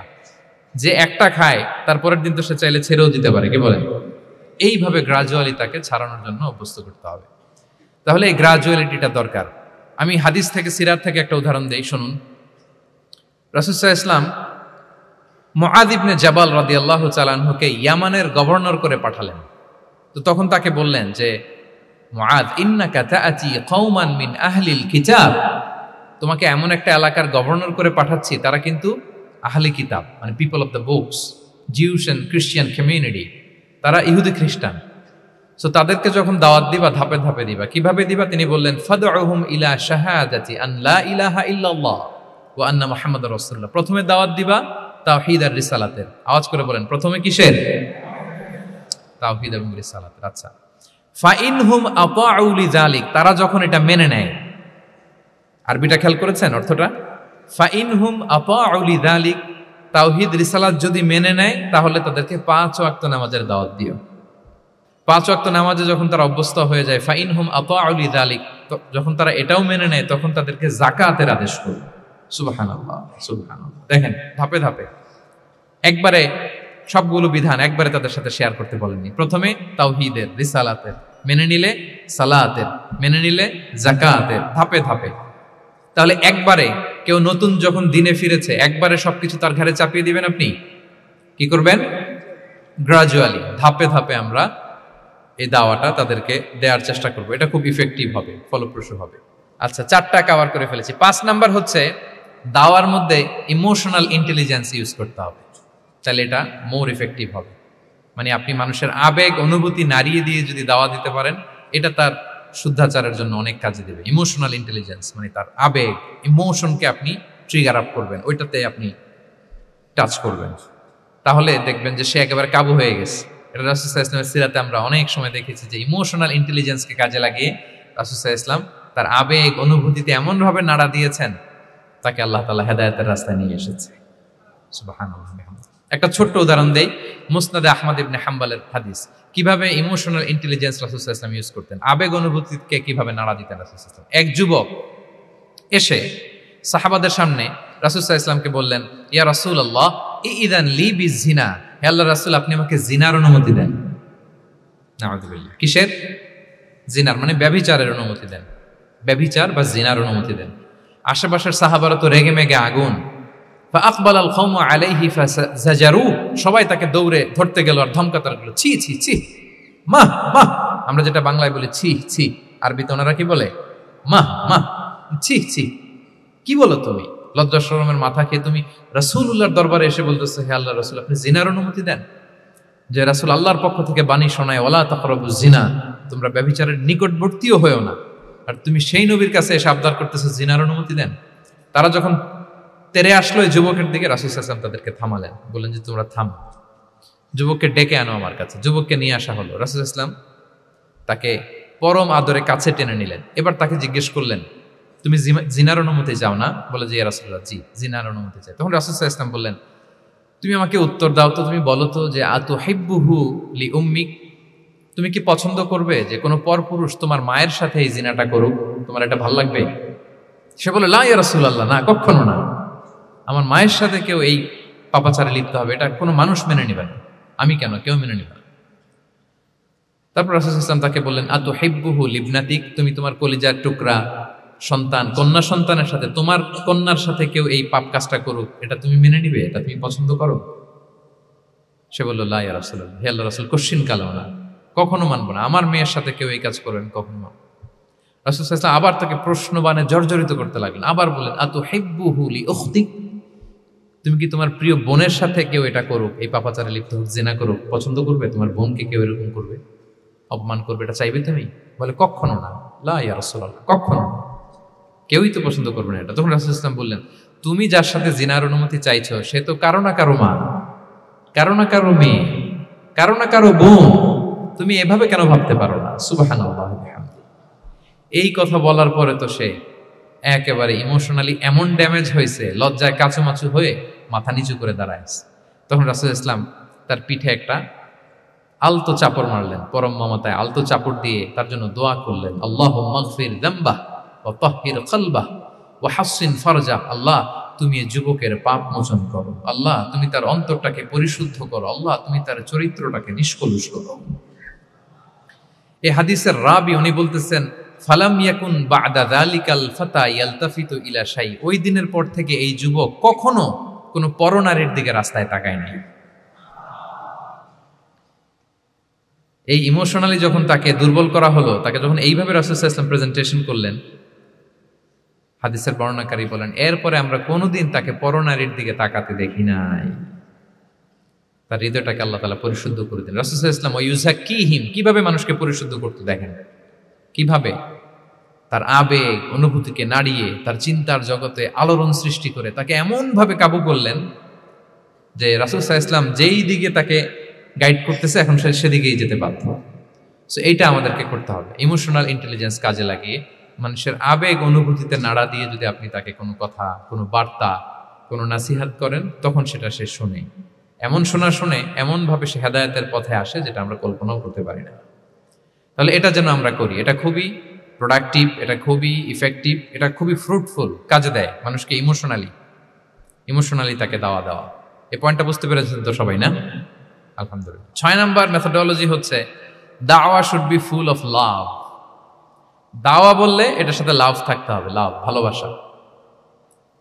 যদি আপনি দাওয়া বলেন এখানে লাভ থাকতে হবে, ইট কামস উইথ লাভ, ভালোবাসা। ভালোবাসা দিয়ে আপনি মানুষের হৃদয় জয় করতে হবে। আমরা দায়ীরা অনেক সময় বেশি জাজমেন্টাল হয়ে যাই। আরব শায়েকরা বলে যে নাহনু দুআত লাসনা কুদাত, আমরা দায়ী, আমরা জাজ নই, উই আর নট জাজেস। আমাদের অনেক দায়ীরা আমরা ভুল করে ফেলি, আমরা বলি যে ও খারাপ, ও এইটা, ও জাহান্নামী, ও খারিজ, এরকম আমরা সবাইকে নাকচ করি। মনে হয় যেন সবাইরে জাহান্নামে পাঠাই, আমি একা জান্নাতে যেতে পারলেই সফল। আচ্ছা বলেন তো, সব গেল জাহান্নামে, আপনি একা শুধু জান্নাতে, ভাল লাগবে আপনার? এই যে আজকে আমরা এখানে সবাই ছাত্র, শিক্ষক, ডিস্টিংগুইশ গেস্টরা, উপরে আমাদের বোনরা, কত ভালো লাগতেছে না? ধরেন যে 2500 সিটিং ক্যাপাসিটির এই চীন মৈত্রী সম্মেলন কেন্দ্রে কেউ নাই, শুধু আপনি একা। এই বিশাল হল রুমে কেউ নাই, আপনি একা, ভাল লাগবে? তো সবাইকে জাহান্নামে পাঠিয়ে শুধু আমি জান্নাতে গেলে এটা আমার ভাল লাগবে না ওই জান্নাতে। সো আমরা কিভাবে আমাদের জান্নাতের দলকে ভারী করতে পারি, এই চেষ্টাটা আমাদের বেশি বেশি করতে হবে, কি বলেন? তাহলে দাওয়া should be full of love, কারণ ভালোবাসা দিয়ে যা জয় করা যায়, কঠোরতা দিয়ে তা করা যায় না। ভালোবাসা দিয়ে আপনি যেটা করতে পারবেন, কঠোরতা দিয়ে কখনো সেটা করতে পারবেন। আসুন আমরা হাদিস থেকে শুনি, সিরাত থেকে শুনি। আল্লাহর হাবিব সাল্লাল্লাহু আলাইহি ওয়াসাল্লাম মসজিদে নববীতে বসে আছেন সাহাবাদেরকে নিয়ে। হঠাৎ এক বেদুইনের আগমন। বেদুইন মানে যার মধ্যে নগর জীবনের কোনো নিয়ম কানুন সে দেখেনি, জানে না, বোঝে না। সিভিলাইজেশন বলতে যেটা বুঝি, ভদ্রতা, কার্টিসি, ম্যানার, এটা সে শিখেনি। এরকম এক বেদুইন অনেক দূর পল্লী থেকে মদিনার মসজিদে নববীতে এসেছে, কিন্তু সে ইসলাম ধর্ম গ্রহণ করেছে, মুসলিম। তো মসজিদে ঢুকে সে 2 রাকাত নামাজ পড়তেছে। এসে যে রাসূলকে সালাম দিবে, কথা, ওই কার্টিসিটাও নাই। রাসূল সাল্লাল্লাহু আলাইহি ওয়াসাল্লাম বসা ওইদিকে সাহাবাদের নিয়ে, সে তার মতো এসে এক জায়গায় মসজিদের সাথে তার উট বেঁধে সে 2 রাকাত নামাজ পড়ে দোয়া করতেছে আল্লাহর কাছে। কি দোয়া জানেন? দোয়ার মধ্যেও কাটিসি নেই। দোয়াতে বলে, ইয়া আল্লাহ, আল্লাহুম্মা আরহামনি ওয়ারহাম মুহাম্মাদা ওয়ালা তারহাম মা'ানা আহাদা। মানে আল্লাহ, তুমি শুধু আমারে রহম করো আর মুহাম্মদ সাল্লাল্লাহু আলাইহি ওয়াসাল্লামের রহম করো, আমাদের সাথে আর কাউরে রহম করো না তুমি। বেদুইন, তার মধ্যে আদাবু দোয়া, দোয়ার যে একটা এটিকেটস আছে, এটা তো তার জানা নাই। দোয়ায় অন্যদের জন্য দোয়া করলে যে নিজের লাভ, এটা সে জানতো না। আমি যদি বলি যে আল্লাহ এই ভাইদেরকে তুমি কবুল করো, তখন ফেরেশতারা বলে আল্লাহ যিনি দোয়া করতেছে আগে তাকে তুমি কবুল করো। কেউ অসুস্থ, আমি যদি বলি আল্লাহ আমার এই ভাইকে তুমি সুস্থ করো, আল্লাহর ফেরেশতারা বলে আল্লাহ যিনি দোয়া করলেন আগে তার রোগ বালাই থাকলে আগে তাকে সুস্থ করো। এই যে দোয়ার এটিকেটস, আদাব দোয়া, এটা সে জানতো না। সে দোয়া করতেছে আল্লাহুম্মা আরহামনি ওয়ারহাম মুহাম্মাদা ওয়ালা তারহাম মা'ানা আহাদা, শুধু আমারে রহম করো, মুহাম্মদ সাল্লাল্লাহু আলাইহি ওয়াসাল্লাম রহম, আর কাউরে না। তো রাসূল সাল্লাল্লাহু আলাইহি ওয়াসাল্লাম দূর থেকে দেখতেছেন এই দোয়া, আর বলতেছেন যে হায় রে, একটা প্রশস্ত জিনিসকে সে সংকীর্ণ বানায় ফেললো। আল্লাহর কাছে কি রহমের কোনো কমতি বা ঘাটতি আছে? নাই। সে তো দোয়াতে সবাইকে ইনক্লুড করতে পারত। তো রাহমাতাল লিল আলামিন আল্লাহর হাবিব সাল্লাল্লাহু আলাইহি ওয়াসাল্লাম তিনি বুঝতে পেরেছেন যে এই লোকটা আসলে বেদুইন, তার মধ্যে ওই কার্টিসি নাই। তো তিনি ফলো করতে লাগলেন যে দেখি লোকটা কি করে। তো লোকটা দোয়া টোয়া করেই এবার যে মসজিদের এক কর্নারে বসে ওখানেই পেশাব করা শুরু করলো। মানে কোনো কার্টিসি, নিয়ম, ভদ্রতা তার জানা নাই। তো তাকে পেশাব করতে দেখে বাকি লোকেরা তো তাকে ধরতে গেল, মারতে গেল। রাসূল সাল্লাল্লাহু আলাইহি ওয়াসাল্লাম বললেন, দাউ, রাখো রাখো, আরে থামো থামো, ওকে কাজ সারতে দাও, ওকে ওর কাজ সারতে দাও। কারণ আপনারা এটা ভালো জানেন যে ওয়াশরুম সারা অবস্থায় যদি কেউ বাইরে থেকে জোরে ডাক দেয় তাহলে অবস্থা খারাপ আছে, ঠিক কিনা বলেন? কেউ টয়লেট সারতেছে ওয়াশরুমে, তখন যদি আপনি জোরে নক করেন এটা তার ক্ষতি হয়, কারণ আগে তাকে ওইটা পাস করতে হবে স্মুথলি। এটাও একটা এটিকেটস যে কেউ ওয়াশরুমে গেল, আমাকেও যেতে হবে, তো আমি যে বারবার ডিস্টার্ব না করে ওখানে একটু পায়চারা করতে পারি, একটু হালকা মৃদু শব্দে কাশে দিতে পারি, আমি যে বাইরে আছি, সামওয়ান ইজ ওয়েটিং আউটসাইড, এটা তাকে বুঝাতে পারি। কিন্তু অনেকে যে কি করে, ধাম ধাম করার যখন শুরু করে ওই বেচারার তো অবস্থা টাইট। এটা যেন আমরা না করি, এই শিক্ষাটা কিন্তু এই হাদিস থেকে পাই। রাসূল সাল্লাল্লাহু আলাইহি ওয়াসাল্লাম বললেন, দাউ দাউ, রাখো রাখো, আরে ছাড়ো ছাড়ো, ও তো এখন করতেছে, ইউরিন পাস করতেছে, রাখো, ওটাও সারুক, আগে সারুক, আমরা পরে ডিল করি। তো সবাইকে তিনি থামালেন, ও সারল। এবার রাসূল সাল্লাল্লাহু আলাইহি ওয়াসাল্লাম বললেন, এবার তোমরা যে ওয়াহারিকু আলা বাউলিহি সাজলান মিন মা, যেহেতু মসজিদে নববীর ফ্লোর ছিল বালুর ফ্লোর, শুকিয়ে যাবে, বললেন যে ওর পেশাব করা জায়গার উপর 1 বালতি পানি ঢেলে দাও। সাহাবারা দিল। আর এই বেদুইন লোককে রাসূল সাল্লাল্লাহু আলাইহি ওয়াসাল্লাম কাছে টেনে নিলেন, যে তাকে খুব ভালোবাসা দিয়ে বললেন, কি অবস্থা তোমার, কোত্থেকে আসছো, সব খোঁজ খবর নিয়ে বললেন যে তুমি যে এইখানে নামাজ পড়লা, এরপরে আবার এই কাজটা সারলা, তুমি কি জানো এইখানে আল্লাহর জিকির করা হয়? এটা আমাদের এবাদতগাহ। এখানে আমরা রবের জিকির করি, তার কাছে ফরিয়াদ করি, সবাই মিলে এই কমিউনিটির সবাই এখানে আসে। এই কমিউনিটির, মদিনার কমিউনিটির সবাই মিলে, নারী পুরুষ নির্বিশেষে আমরা এসে এখানে আল্লাহর কাছে ফরিয়াদ করি, দোয়া করি, এবাদত করি, কোরআন তেলাওয়াত করি। এটা আমাদের এবাদতগাহ। এইখানে কি এমন কাজটা করা তোমার ঠিক হলো? সে তো লজ্জায় কাচুমাচু হয়ে রাসূল সাল্লাল্লাহু আলাইহি ওয়াসাল্লামের কাছে ক্ষমা চেয়েছে। সুবহানাল্লাহ বিহামদি। একটা কঠিন পরিস্থিতিকে ভালোবাসা দিয়ে রাসূল সাল্লাল্লাহু আলাইহি ওয়াসাল্লাম কোথায় নিয়ে যেতেন, এটাকে পুরো হিস্ট্রি পাল্টে দিতেন, সিনারিও পাল্টে দিতেন। সাহাবারা অবাক হলো, তারাও শিখলো যে না, এরকম করা যাবে না। তখন তাকে এইভাবে ডিল করলেন। আর সাহাবারা যারা রাগারাগি করেছিল, সাহাবীদেরকে রাসূল সাল্লাল্লাহু আলাইহি ওয়াসাল্লাম বললেন, ফাইন্নামা বুইসতুম মুয়াসসিরিন ওয়া লাম তুবআসু মুআসসিরিন। মনে রেখো, তোমরা সহজপন্থী হয়ে প্রেরিত হয়েছো, তোমরা কঠিন কট্টরপন্থী হয়ে, জটিলপন্থী হয়ে প্রেরিত হও নাই। তোমরা কোনো কাজকে জটিলভাবে সমাধানের দিকে যেও না, সহজ করে সলভ করবা। সুবহানাল্লাহ, সুবহানাল্লাহ বিহামদি। তাহলে দেখেন, ভালোবাসা দিয়ে রাসূল সাল্লাল্লাহু আলাইহি ওয়াসাল্লাম ওই বেদুইনকে যেভাবে আদব শিক্ষা দিলেন, তার হৃদয় জয় করলেন। কঠোরতা দিয়ে পারা যেত? বলেন তো, পারা যেত? পারা যেত না। তো 6 নাম্বার দাওয়া মেথোডোলজি হচ্ছে দাওয়া should be full of love, full of love, full of well wishes. আপনি শুভকামনা, ভালোবাসা, এটা দিয়ে আপনি মানুষের হৃদয়ে যতটুকু জায়গা পাবেন, কঠোরতা দিয়ে পাবেন না। আরেকটা ছোট্ট উদাহরণ দেই। সুমামা ইবনে উসাল রাদিয়াল্লাহু তাআলা আনহু, উনি ইয়ামামার অধিপতি ছিলেন। অধিপতি রাসূল সাল্লাল্লাহু আলাইহি ওয়াসাল্লামকে হত্যা করতে এসেছিলেন গোপনে। কি করতে? হত্যা করতে। কি করতে বলেন সবাই?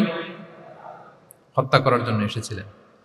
কিন্তু দুর্ভাগ্যক্রমে হত্যা করতে এসে সে ধরা পড়ে গেছে সাহাবীদের হাতে, হত্যা করতে পারে নাই সুমামা ইবনে উসাল। তো সাহাবীরা তাকে ধরে মসজিদে নববীর পিলারের সাথে বেঁধে রাখলো। বেঁধে রাসূল সাল্লাল্লাহু আলাইহি ওয়াসাল্লামকে ডাকলো।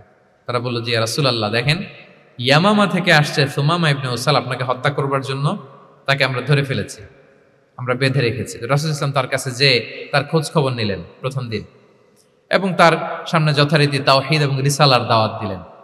ফিরে আসলেন। ফিরে এসে সাহাবাদেরকে বললেন, তোমাদের ঘরে ভালো রুটি আছে কার কাছে? রুটির কালেকশন, আটা পিষে রুটি বানাতে পারবে। একজন বলল আমি। বললো যে এটা সুমামাকে দিয়ে আস। তো দিয়ে আসলো। আরেকজন বললো ভালো তাজা খেজুর আছে কার কাছে? এক সাহাবী বললেন আমার কাছে। রাসূল সাল্লাল্লাহু আলাইহি ওয়াসাল্লাম বললেন যাও, এটা সুমামাকে দিয়ে আস। দিয়ে আসলেন। এরপরের দিন রাসূল সাল্লাল্লাহু আলাইহি ওয়াসাল্লাম যে আবার ইসলামের সৌন্দর্য, মাহাসিন আহকামি শারিয়া, ইসলামী শারিয়ার যে বিউটি অফ ইসলাম, এটা তুলে ধরলেন, ইসলামের যৌক্তিকতা তুলে ধরলেন। সে অবাক হতে লাগলো যে কিরে, যুদ্ধবন্দীদের সাথে মুহাম্মদ সাল্লাল্লাহু আলাইহি ওয়াসাল্লাম এবং তার অনুসারীরা এরকম আচরণ করে? সে তো যুদ্ধবন্দী, এত সুন্দর আচরণ। তাকে আবার ইসলামের সুশীতল বাণীগুলোর প্রতি আহ্বান করে রাসূল সাল্লাল্লাহু আলাইহি ওয়াসাল্লাম বাড়িতে এসে এবার নিজের যে উট আছে, উটকে যে পালে, সে রাখালকে বলল, তুমি উটের দুধ দহন করে তাকে কিছু দুধ দিয়ে আসো। সুবহানাল্লাহ। আসছিল রাসূল সাল্লাল্লাহু আলাইহি ওয়াসাল্লামকে কি করতে?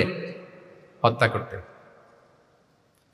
তো তাকে উটের গরম দুধ দিয়ে আসা হলো, সে পেট ভরে খেলো। তৃতীয় দিন এবার রাসূল সাল্লাল্লাহু আলাইহি ওয়াসাল্লাম যে ইসলামের যে ভবিষ্যৎ, ইসলাম মানলে যে জান্নাতে থাকা যাবে, এগুলো সব বললেন এবং তাকে আরো অনেক মেহমানদারি করলেন, আপ্যায়ন করলেন।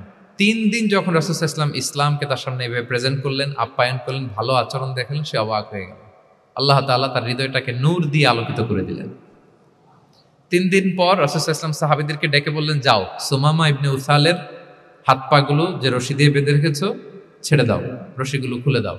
সাহাবারা বলেন কি ইয়া রাসূলুল্লাহ, সে তো খুনি, সে সুযোগ পেলেই তো অ্যাসাসিনেট করতো, তার রশি, হাতের রশি খুলে দিত, আপনাকে মেরে ফেলবে।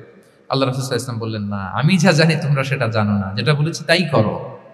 মসজিদে নববীর পিলারের সাথে তাকে যে বেঁধে রেখেছো, রশি খুলে দাও, হাত পা খুলে দাও।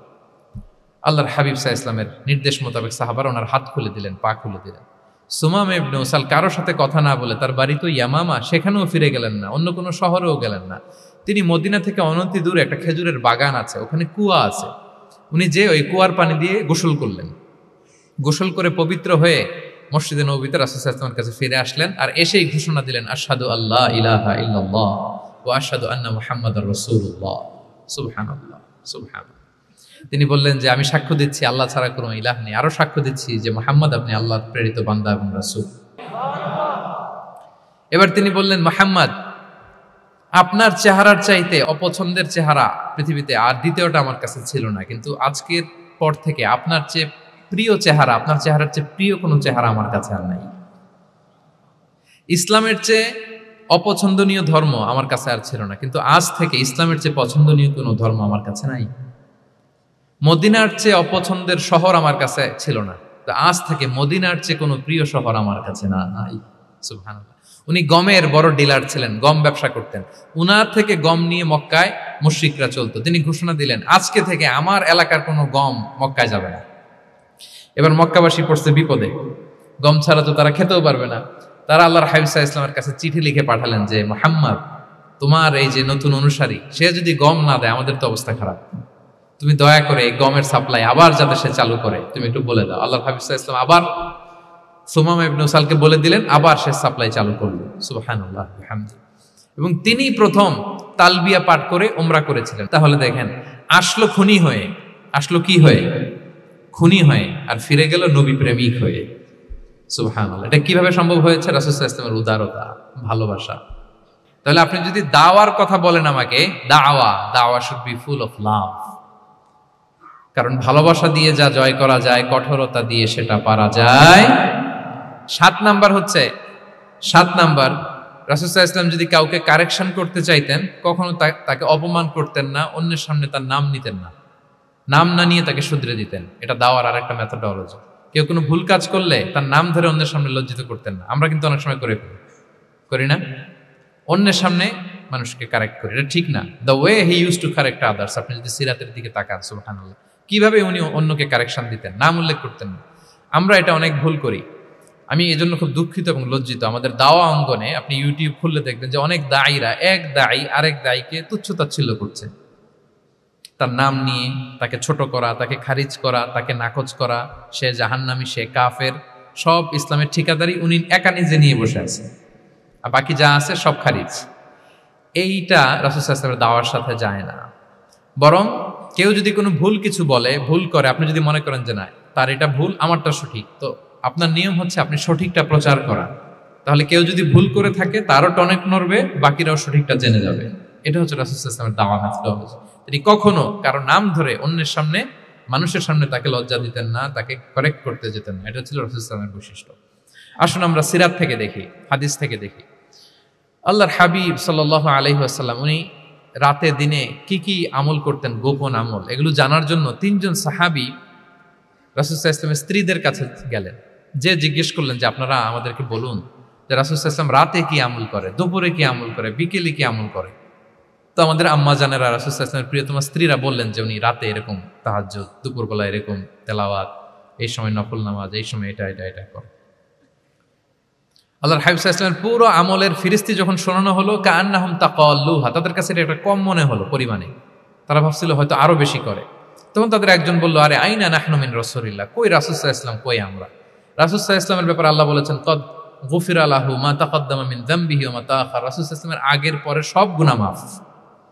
আদতে তো ওনার কোনো গুনাহই নাই, তারপরও একটা স্পেশাল স্ট্যাটাস হচ্ছে আপনার আগের পরের সব গুনাহ মাফ। তো তারা বলল, যেই মহান ব্যক্তির, যেই নবীর আগের পরের সব গুনাহ মাফ বলে ঘোষণা দেওয়া হয়েছে, তার সাথে তো আমাদের তুলনা করলে হবে না, আমাদের তো বেশি আমল করতে হবে। রাসূল সাল্লাল্লাহু আলাইহি ওয়াসাল্লাম হয়তো এই জন্য এই স্ট্যান্ডার্ড মেনটেন করেন না, এরকম করলে তো আমরা মাফ পাবো না আল্লাহর কাছে। ভালো চিন্তা থেকেই তারা ভাবছেন যে না, আমাদের আমল আসলে কম হয়ে যাচ্ছে, বাড়াইতে হবে। রাসূল সাল্লাল্লাহু আলাইহি ওয়াসাল্লামের কথা ভিন্ন, আমাদের বাড়াইতে হবে। তো কি করতে হবে? একজন বলল, আজকে থেকে আমি সারা রাত নফল নামাজ পড়বো, সারা রাত ঘুমাবো না। নিয়ত করে ফেলছে, আমি সারা রাত নফল নামাজ, এশার পর থেকে যে নফল শুরু হবে ফজর পর্যন্ত, ঘুমটম নাই। আচ্ছা, গেল। আরেকজন বলল, আমি সারা বছর রোজা রাখবো, কালকে থেকে যে রোজা ধরবো আর ভাঙবো না, সারা বছর। আচ্ছা। আরেকজন বলল, আমার কয়েকজন স্ত্রী আছে, আমি আর স্ত্রীদের কাছে যাব না, আমি এখন থেকে সন্ন্যাসী, বৈরাগী জীবন যাপন করব, আমি আর কোনো নারীর কাছে যাচ্ছি না। তো এই ঘোষণা যখন তারা দিয়ে ফেলছে, এটা রাসূল সাল্লাল্লাহু আলাইহি ওয়াসাল্লামের কান পর্যন্ত যেয়ে পৌঁছালো। আল্লাহর হাবিব সাল্লাল্লাহু আলাইহি ওয়াসাল্লাম এটা শুনে ফেললেন। শুনে রাসূল সাল্লাল্লাহু আলাইহি ওয়াসাল্লাম এটা অপছন্দ করলেন, কারণ এটা তো রাইট ট্র্যাক না, ওনারা ভুল করতেছে। তো একটা ভরা মজলিসে রাসূল সাল্লাল্লাহু আলাইহি ওয়াসাল্লাম বললেন, আনতুমুল্লাযীনা কুলতুম কাযা ওয়া কাযা, শুনলাম তোমাদের মধ্যে কে কে নাকি এমন এমন বলছো। সুবহানাল্লাহ। তিনি বলতে পারে, এই আব্দুল্লাহ দাঁড়াও, এই আব্দুর রহমান স্ট্যান্ড আপ, এই দাঁড়াও, তুমি নাকি এটা বলছো। তুমি এটা বললে তো ওনারা লজ্জা পেতেন না, সবার সামনে লজ্জা পেতেন। উনি এটা না করে কাজ হাসিল হয়ে যাচ্ছে, বললেন আনতুমুল্লাযীনা কুলতুম কাযা ওয়া কাযা। অনেক বর্ণনা এরকম পাওয়া যায়, মা বালু আকওয়ামিন ইয়াফআলুনা কাযা ওয়া কাযা, মা বালু আকওয়ামিন ইয়াকুলুনা কাযা ওয়া কাযা। তাদের কি হলো, তারা এমন এমন বলে, তাদের হলোটা কি, তারা এমন এমন বলে। এইভাবে তিনি শুধরে দিতেন। তো তো বললেন তোমাদের মধ্যে কেউ কেউ নাকি এটা বলে এটা বলে, ওই তিনজনের তো টনক নড়ে গেছে, আর বাকিরা শুনতেছে। তখন রাসূল সাল্লাল্লাহু আলাইহি ওয়াসাল্লাম বললেন, না, এটা ঠিক নয়। আমি তোমাদের মধ্য থেকে সবচেয়ে বেশি মুত্তাকি, সবচেয়ে বেশি বুজুর্গ। ওয়াল্লাহি ইন্নী লা আখশাকুম লিল্লাহি ওয়া আতকাকুম লাহু। আমি তোমাদের মধ্যে থেকে আল্লাহকে সবচেয়ে বেশি ভয় পাই। বলেন তো, রাসূল সাল্লাল্লাহু আলাইহি ওয়াসাল্লামের চেয়ে বেশি আল্লাহকে ভয় পাওয়া কারো পক্ষে সম্ভব? আল্লাহর হাবিব সাল্লাল্লাহু আলাইহি ওয়াসাল্লামের চেয়ে বেশি মুত্তাকি হওয়া কারো পক্ষে সম্ভব? আমার নবীর চাইতে শ্রেষ্ঠ হওয়া সম্ভব? তার যে স্ট্যান্ডার্ড ইবাদতের, এটারে ছাড়াই যাওয়া সম্ভব? সম্ভব না। তো তিনি বললেন যে আমি রাত্রিবেলা ঘুমাই আসার পরে, আবার শেষ রাতে তাহাজ্জুদও করি। ঘুমও আছে, নামাজও আছে, ব্যালেন্স। আমি সোম বৃহস্পতিতে রোজা রাখি, সপ্তাহের বাকি দিনগুলোতে খাই। আবার আমার অনেক 9 জন স্ত্রী তো অ্যাট এ টাইমে ছিল, আমি স্ত্রীদের সাথে মেলামেশাও করি। তো আমি এগুলো সব ঠিক রেখে আল্লাহর সবচেয়ে প্রিয় মুত্তাকি হইতে সমস্যা হলো না। তোমাদের এত সমস্যা কোথায়? তোমাদের সমস্যা কোথায়? আমার চেয়ে শ্রেষ্ঠ যদি কেউ কিছু করতে চাও, এটা হবে না। আমি হচ্ছি স্ট্যান্ডার্ড। সুবহানাল্লাহ। দেখেন, এইভাবে যখন বললেন, ঠিক করে দিলেন যে তোমরা কে কে জানি এরকম নিয়ত করছে, এটা ভুল করেছে, বরং শুদ্ধ হবে এটা। ওই তিনজনের টনক নড়ে গেছে, তারা শুধরে নিয়েছেন, আর বাকিরা সঠিক মেসেজটা, সঠিক নির্দেশনাটা জেনে গেল। তাহলে ওনাদেরকে কারেকশন করা হয়ে গেছে না অলরেডি? বলেন তো, ওনারা যে ভুল করছে কারেকশন হয়েছে কিনা? কিন্তু তাদেরকে অপমান করা হয়েছে। এই ভুলটা আমরা অনেক সময় করি।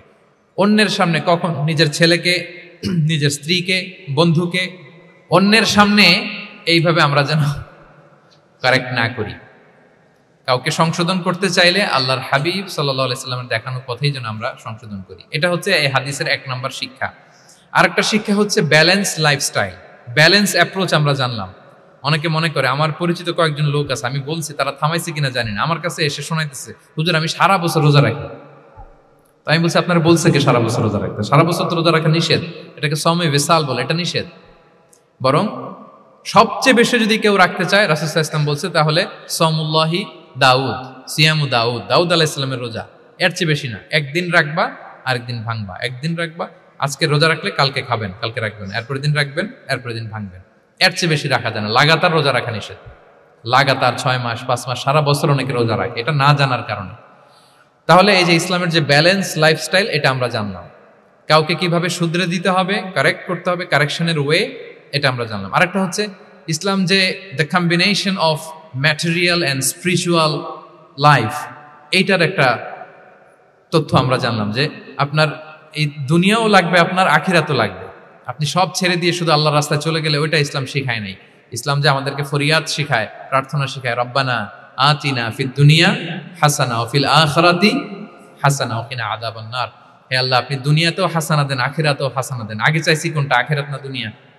রব্বানা আতিনা ফিল আখিরাতি হাসানা ওয়া ফিদ দুনিয়া হাসানা, এরকম নাকি রব্বানা ফিদ দুনিয়া হাসানা? দেখেন, দুনিয়াটা আগে, দুনিয়াটা আগে।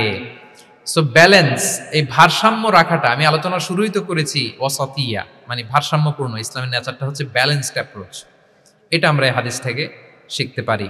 আমাদের অনেকেরই এটাতে ঘাটতি আছে, অনেক জ্ঞানী, অনেক স্কলার, অনেক তার কিছু, কিন্তু তার মধ্যে ভারসাম্য এবং পরিমিতি বোধ নাই। পরিমিতি বোধ, ভারসাম্য, ব্যালেন্স লাইফস্টাইল, এটা অনেকে অ্যাডপ্ট করতে পারে না। এটা বছরের পর বছর সাধনা করতে হয়, অ্যাডপ্ট করে নিতে হয় নিজের সাথে। তাহলে 7 নাম্বার হচ্ছে, কাউকে শুধরে দিতে চাইলে আপনি কিভাবে শুধরে দিবেন, এটা আমরা জানলাম। তাকে সবার সামনে লজ্জা দিয়ে শুধরে দেওয়া যাবে? তাহলে কৌশলে তাকে শুধরে দিতে হবে। পারা যাবে তো ইনশাআল্লাহ? 8 নাম্বার হচ্ছে, এটা দায়ীদের জন্য অনেক বড় রিমাইন্ডার। সেটা হচ্ছে, আমরা যে দাওয়া দেই, এটা খেয়াল রাখতে হবে। আমি যা বলি ওটা সবার আগে অ্যাপ্লাই করতে হবে নিজের মধ্যে। আমরা অনেক সময় এটা করে ফেলি যে ভালো একটা হাদিস শুনলে, কোরআনের আয়াত শুনলে, একটা কিছু শুনলে মনে করি যে এগুলো এই সবার জন্য, মানে এটা বাদ, এখান থেকে শুরু, লাইনটা এখান থেকে শুরু, এইখান থেকে যারা আছে এই সবাই এগুলো পালন করবে, আমি এটার বাইরে। দেখবেন যার সাথেই কথা বলেন তার কোনো সমস্যা, তার দোষ, তার কিভাবে সেলফ ডেভেলপমেন্ট, আত্মোন্নয়ন, আত্মশুদ্ধি, শুদ্ধাচার, এগুলো নিয়ে কথা নাই। খালি বলি যে কি সমস্যা রে ভাই সমাজে, জানেন শেষ হয়ে গেল দেশটা। তারপর রাজনীতিতে সমস্যা, সমাজে সমস্যা, হুজুরদের মধ্যে সমস্যা, ওদের মধ্যে সমস্যা, শুধু সমস্যা, মানে উনি সব জায়গায় সমস্যা দেখতে পায়। কিন্তু বেসিকলি আপনি যখন সমস্যা নিয়ে কথা বলবেন, সবার আগে খেয়াল করতে হবে যে ওই সমস্যায় আমি আক্রান্ত কিনা। আমরা কেন যেন অন্যকে কাঠগড়ায় দাঁড় করাতে বেশি পছন্দ করি, কিন্তু নিয়ম হচ্ছে নিজেকে বারবার কাঠগড়ায় দাঁড় করানো, যে আমি ঠিক করতেছি কিনা, আসলে আমার মধ্যে শুদ্ধাচার আছে কিনা, আমার লেনদেন ঠিক আছে কিনা, আমার মধ্যে সততা আছে কিনা, do I live a decent life, আমি যা বলি আমি তা করি কিনা। এটা অনেক সময় আমরা ভুলে যাই। আমরা যা বলি সেটার জন্য আগে আমরা নিজে আমল করতে পারি। আল্লাহ তৌফিক দান করুন। আল্লাহ তাআলা বলছেন, ইয়া আইয়ুহাল্লাযীনা আমানু লিমা তাকুলুনা মা লা তাফআলুন, কেন তুমি সেটা বলো যেটা তুমি করো না, কেন সেটা বলো। সো আমরা যদি দাওয়া কাজ করতে চাই, আমি যে দাওয়াটা দিব বা নাসিহাত দিব বা বার্তাটা রাখবো, সবার আগে যেন এটা নিজের দিকে, ওই তীর যেন নিজের দিকে থাকে, যে না এটা আগে তোমার জন্য, আগে তুমি পালন করো, পাশাপাশি এটা সবার জন্য, এটা যেন আমরা করি। আল্লাহর হাবিব সাল্লাল্লাহু আলাইহি ওয়াসাল্লামের জীবনে যদি আমরা দেখি তাহলে দেখবো উনি যা বলতেন ওটা নিজে আগে বেশি করতেন। আল্লাহু আকবার। উনি ইবাদতের কথা বলতেন, আল্লাহর সামনে নিজেকে সঁপে দেওয়ার কথা বলতেন। আর নিজেকে কিভাবে সঁপে দিতেন দেখেন, তিনি যখন দোয়া করতেন নিজেকে ছোট করতে করতে তিনি আল্লাহরে বলতেন, আল্লাহুম্মা ইন্নী আবদুক ওয়া ইবনু আবদিক ওয়া ইবনু আমাতিক নাসিয়াতি বিয়াদিক, হে আল্লাহ আমি আপনার দাস, আল্লাহ আমি দাসের ঘরের দাস, দাসীর ঘরের দাস। মানে আমার পিতা আব্দুল্লাহ আপনার দাস, আমার মা আমিনা আপনার দাসী, সো আমরা সবাই আপনার গোলামের ঘরের গোলাম। এর চেয়ে তুচ্ছ ছোট নগণ্য করে কি আর আল্লাহর সামনে নিজেকে পেশ করা যায় বলেন? এরপর তিনি বলতেন, নাসিয়াতি বিয়াদিক, আল্লাহ আমার মাথার চুলের ঝুঁটি আপনার হাতের মুঠোয়। মাথার চুলের ঝুঁটি হাতের মুঠোয় মানে কি, আপনি ডানে টান দিলে আমি ডানে যেতে বাধ্য, আপনি বাঁয়ে টান দিলে মানে আমার আর কিছু নেই, আল্লাহ সব সঁপে দিলাম আপনার কাছে। কিভাবে নিজেকে তিনি সঁপে দিতেন? তাহাজ্জুদের সালাতে যখন রাতে দাঁড়াতেন, আম্মা জান আয়েশা রাদিয়াল্লাহু তাআলা আনহা বলেন, দাঁড়িয়ে থাকতে থাকতে পা দুইটা ফুলে যেত এরকম, হাত্তা তাতাফাত্তারা কদামা, খুব কষ্ট হতো আল্লাহ রাসূল সাল্লাল্লাহু আলাইহি ওয়াসাল্লামের। তো আম্মা জান আয়েশা বলতেন, ইয়া রাসূলুল্লাহ ক্বাদ গুফিরা লাকা মা তাকদ্দামা মিন যামবিকা ওয়া মা তাআখার, আল্লাহ তো বলেছেন আপনার সব গুনাহ মাফ, গুনাই তো নাই, তাও ঘোষণা সব গুনাহ মাফ, এত কষ্ট নিজের দেহের উপর নিজে কেন দেন? আল্লাহর হাবিব সাল্লাল্লাহু আলাইহি ওয়াসাল্লাম বলতেন, আফালা উহিব্বু আন আকুনা আবদান শাকুরা, হে আয়েশা এটা ঠিক আল্লাহ আমাকে মর্যাদা দিয়েছেন, কিন্তু আমি কি শুকরগুজার বান্দা হতে চাইবো না? আল্লাহর নেয়ামতে যে আমি ভেসে বেড়াই, আল্লাহর নেয়ামতে যে আমি বেঁচে আছি, আল্লাহর অনুগ্রহের কারণে যে আমার এত সম্মান, সে আল্লাহর প্রতি আমি কি নিজেকে পেশ করব না? আফালা উহিব্বু আন আকুনা আবদান, আমি কি শুকরগুজার হব না? আমার রোলটা তো আমাকে প্লে করতে হবে, আমাকে তো উজাড় করে আমার রবের সামনে আমাকে উপস্থাপন করতে হবে। দেখেন, শুধু বলতেন না, করে দেখাতেন। রাতের সালাতে যখন কিয়ামুল লাইল করতেন, কাঁদতে কাঁদতে দাড়ি ভিজে যেত, কাঁদতে কাঁদতে হাত্তা বাল্লাল আরদা হাত্তা বাল্লা লিহিয়াতাহু হাত্তা বাল্লা হাজারাহু, কাঁদতে কাঁদতে জুব্বা ভিজে যেত। সিজদায় পরে যখন থাকতেন কাঁদতে কাঁদতে জমিন ভিজিয়ে ফেলতেন আল্লাহর হাবিব সাল্লাল্লাহু আলাইহি ওয়াসাল্লাম। এভাবে নিজেকে আল্লাহ তাআলার সামনে পেশ করতেন। সো আমরা যারা দাওয়া অঙ্গনে কাজ করি, এটা খুব পিচ্ছিল পথ, এটা খুবই পিচ্ছিল। আমাদের খেয়াল রাখতে হবে যে আমি যা বলি এটা আমি করি কিনা। এটা দায়ীদের জন্য চ্যালেঞ্জিং। সে নিজে একটা ডিসেন্ট লাইফ লিড করা, তার নিজের মধ্যে সততা থাকা, নৈতিকতা থাকা, মোরালিটি, এথিক্স, ভ্যালিউজ নিয়ে যে আমরা বলি, ওই ভ্যালিউজের প্র্যাকটিস যেন আমাদের মধ্যে থাকে। আল্লাহ তাআলা আমাদেরকে তৌফিক দান করুক, আমরা পড়ি আমিন। 9 নম্বরে হচ্ছে কনসিডারেট হওয়া। রাসূল সাল্লাল্লাহু আলাইহি ওয়াসাল্লাম খুবই কনসিডারেট ছিলেন, এটা খুব গুরুত্বপূর্ণ, খেয়াল করে শুনুন। কনসিডারেট মানে খুব উচ্চ বিবেকবোধ সম্পন্ন ব্যক্তিত্ব, খুব বিবেকবোধ সম্পন্ন। আমাদের অনেকের মধ্যে এটা, আমাদের অনেকের সেন্স কাজ করে না। আল্লাহর হাবিব সাল্লাল্লাহু আলাইহি ওয়াসাল্লাম he was a man of 6 senses, 6টা সেন্স ওনার কাজ করতো। সুবহানাল্লাহ, সুবহানাল্লাহ। কথা বলতেছেন, ওদিকে কি হচ্ছে, ওদিকে সব একসাথে একটা গ্ল্যান্সে তিনি মেনটেন করতেন। সুবহানাল্লাহ। তো এই উচ্চ বিবেকবোধ সম্পন্ন হইতে হবে দায়ীদের। রাসূল সাল্লাল্লাহু আলাইহি ওয়াসাল্লাম একবার নামাজ পড়াচ্ছেন, পিছনে বাচ্চার কান্নার আওয়াজ, নামাজ ছোট করে দিয়েছেন, একেবারে ছোট, শর্ট করে সিজদা, রুকু, মানে যতটুকু না হলেই না, অতটুকু করে নামাজ শেষ। জিজ্ঞেস করা হলো কেন? বললেন যে আমি দেখলাম একটা ছোট বাচ্চা কাঁদছে, এই বাচ্চার মায়ের বোধহয় খুব কষ্ট হয়ে যাচ্ছে পেছনে, বাচ্চাটাকে সামলাতে মহিলাদের প্রেয়ার হলে মাটার বোধহয় খুব কষ্ট হচ্ছে, এজন্য আমি নামাজটা একটু শর্ট করে দিয়েছি। সুবহানাল্লাহ। আমরা নামাজে দাঁড়ালে দিন দুনিয়ার হুঁশ নেই, কি হচ্ছে না হচ্ছে না, আপনার সব খেয়াল রাখতে হবে কি হচ্ছে। You are a leader, you are a দাঈ, আপনাকে এটা খেয়াল রাখতে হবে। রাসূল সাল্লাল্লাহু আলাইহি ওয়াসাল্লাম এরকম উচ্চ বিবেকবোধ সম্পন্ন লোক ছিলেন। মুআয ইবনে জাবালকে এক জায়গার মদিনার পাশেই ইমাম করে পাঠালেন, ইমাম। তো ওই এলাকার মুসল্লিরা ছিলেন শ্রমজীবী। কি জীবী? শ্রমজীবী। ওনারা উট দিয়ে পানি নিয়ে খেজুর গাছে পানি সেচ দিত, তারা খুব কষ্ট করে সারাদিন। তো উনি মাগরিবের নামাজে একদিন নামাজ শুরু করলেন, আল্লাহু আকবার বলে সূরা ফাতিহার পরে উনি সূরা বাকারা শুরু করলেন।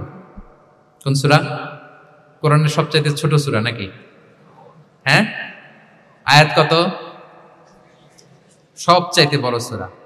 তো উনি হয়তো একটা খুব মানে চিল মুডে আছেন, একটা খুব ভালো মুডে আছেন, এবাদতের একটা মুডে আছেন, উনার আবেগ থেকে উনি হয়তো সূরা বাকারা শুরু করে দিচ্ছেন, তেলাওয়াত করে করে মজা পাচ্ছেন, করতেছেন। কিন্তু পিছনে মুসল্লিরা হচ্ছে শ্রমজীবী, সারাদিন খেতে খামারে খেজুর বাগানে কাজ করে ওনারা নামাজ পড়তেছেন।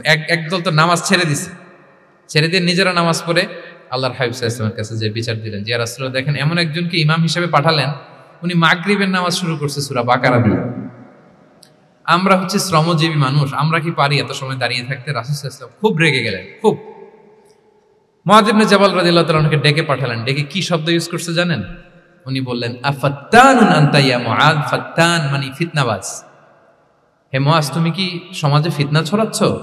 তোমাকে পাঠালাম সেখানকার ইউনিটি ধরে রাখতে, ইমাম হয়ে নামাজ পড়াবা, তালিম দিবা। আফাত্তান আনতা ইয়া মুআয, তুমি ফিতনা ছড়াচ্ছ? তুমি কেন সাব্বিহ ইসমা রাব্বিকাল আলা তোমার মুখস্থ নাই? ওয়াশ-শামসি ওয়া দুহাহা মুখস্থ নাই? হাদিসে দুইটা সূরার কথা, যে এই সাইজের সূরাগুলো পারো না, তুমি এগুলো দিয়ে নামাজ পড়াও যাতে ওদের কষ্ট না হয়। ওরা তো শ্রমজীবী সাহাবী, ওদের দিকে তো তোমার খেয়াল রাখতে হবে, কনসিডারেট হতে হবে। সুবহানাল্লাহ। দেখেন রাসূল সাল্লাল্লাহু আলাইহি ওয়াসাল্লাম ইমামকে এনে শাসন করলেন, বুঝিয়ে বললেন যে না, তোমাকে ছোট ছোট সূরায় নামাজ পড়াতে হবে যাতে করে কষ্ট না হয়। এবং রাসূল সাল্লাল্লাহু আলাইহি ওয়াসাল্লাম কাউকে কোনো দায়িত্ব দিয়ে কাজে পাঠালে ওনার বিখ্যাত একটা বাণী তিনি বলে দিতেন। আমার ভেরিফাইড যে ফেসবুক পেজের কভার ফটোতে দেখবেন এই হাদিসটা দেয়া। সেটা হচ্ছে তিনি কাউকে কোনো দায়িত্ব দিয়ে পাঠালে তিনি বলতেন বাশশিরু ওয়ালা তুনাফফিরু, ইয়াসসিরু ওয়ালা তুআসসিরু। মানে তোমরা মানুষকে সুসংবাদ দিও, মানুষকে দিন থেকে ভাগিও না, দিনকে সহজ করে উপস্থাপন করো, দিনকে জটিল করে মানুষের সামনে উপস্থাপন করুন। আমরা এটা ভুল করি, এত কঠিন ভাবে উপস্থাপন করি, ভাবে যে কঠিন করে উপস্থাপন করতে পারলেই বোধহয় ওনার ক্রেডিট। এরকম একটা মানসিকতা অনেকের আছে। কোন মুফতি যদি এমন কোন ফতুয়া দেয় যেটা সমাজের অধিকাংশ মুসলিম চেষ্টা করেও মানতে পারতেছে না, কঠিন হয়ে যাচ্ছে, তার মানে something is missing in the ফতোয়া, something is missing in the legal opinion, and the মুফতি should revise the issue again and again.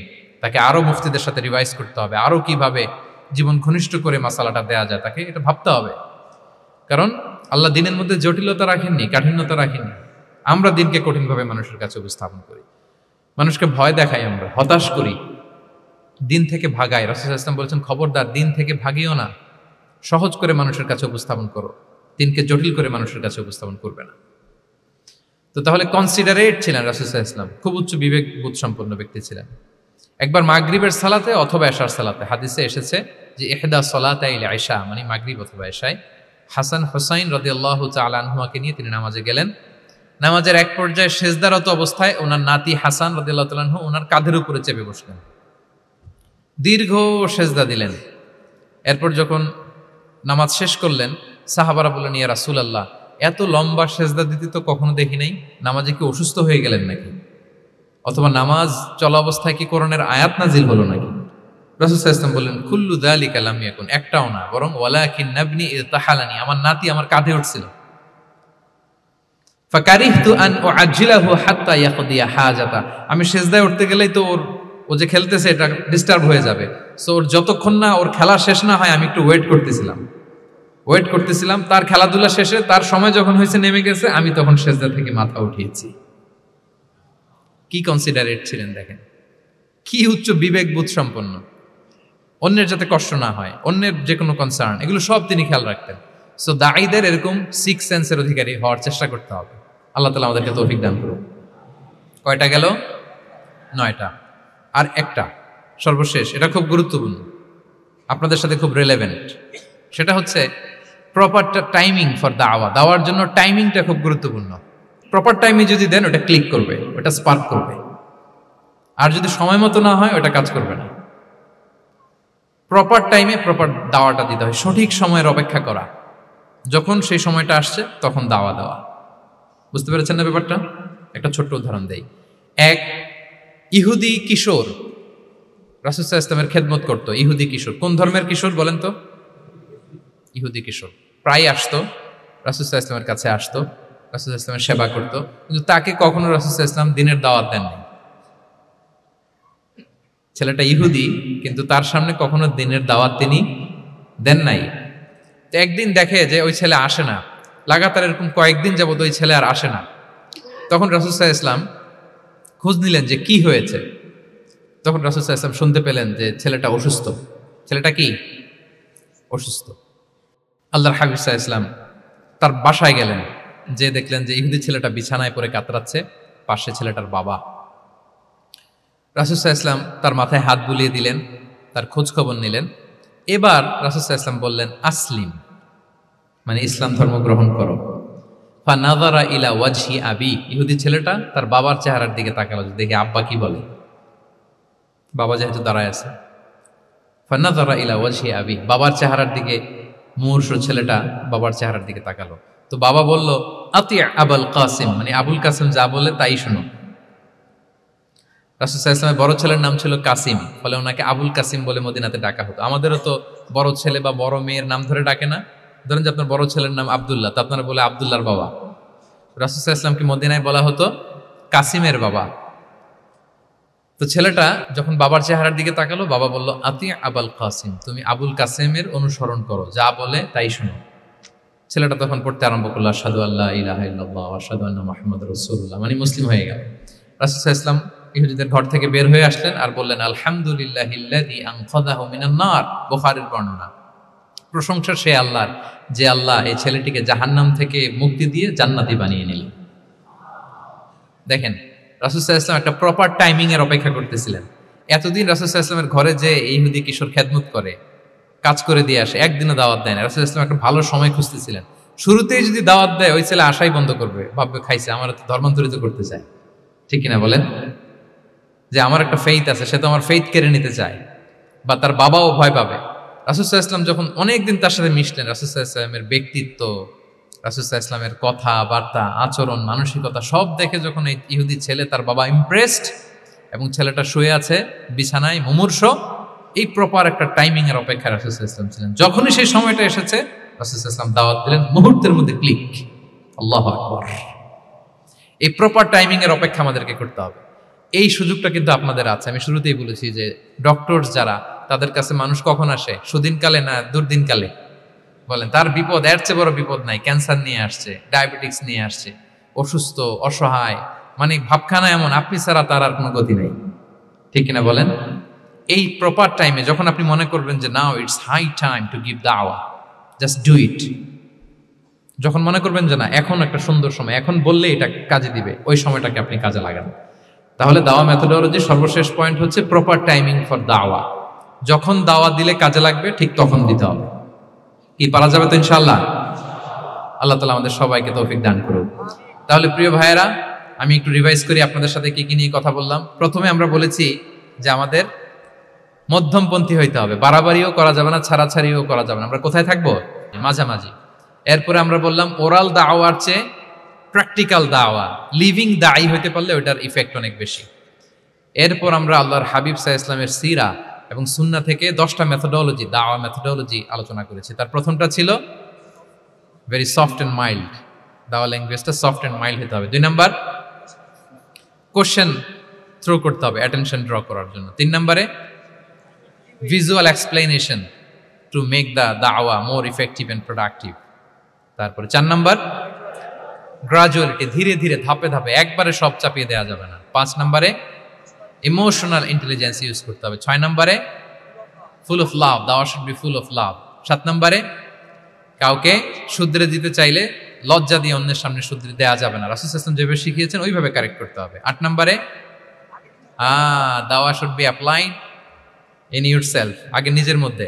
9 নম্বরে, কনসিডারেট হইতে হবে, উচ্চ বিবেকবোধ সম্পন্ন।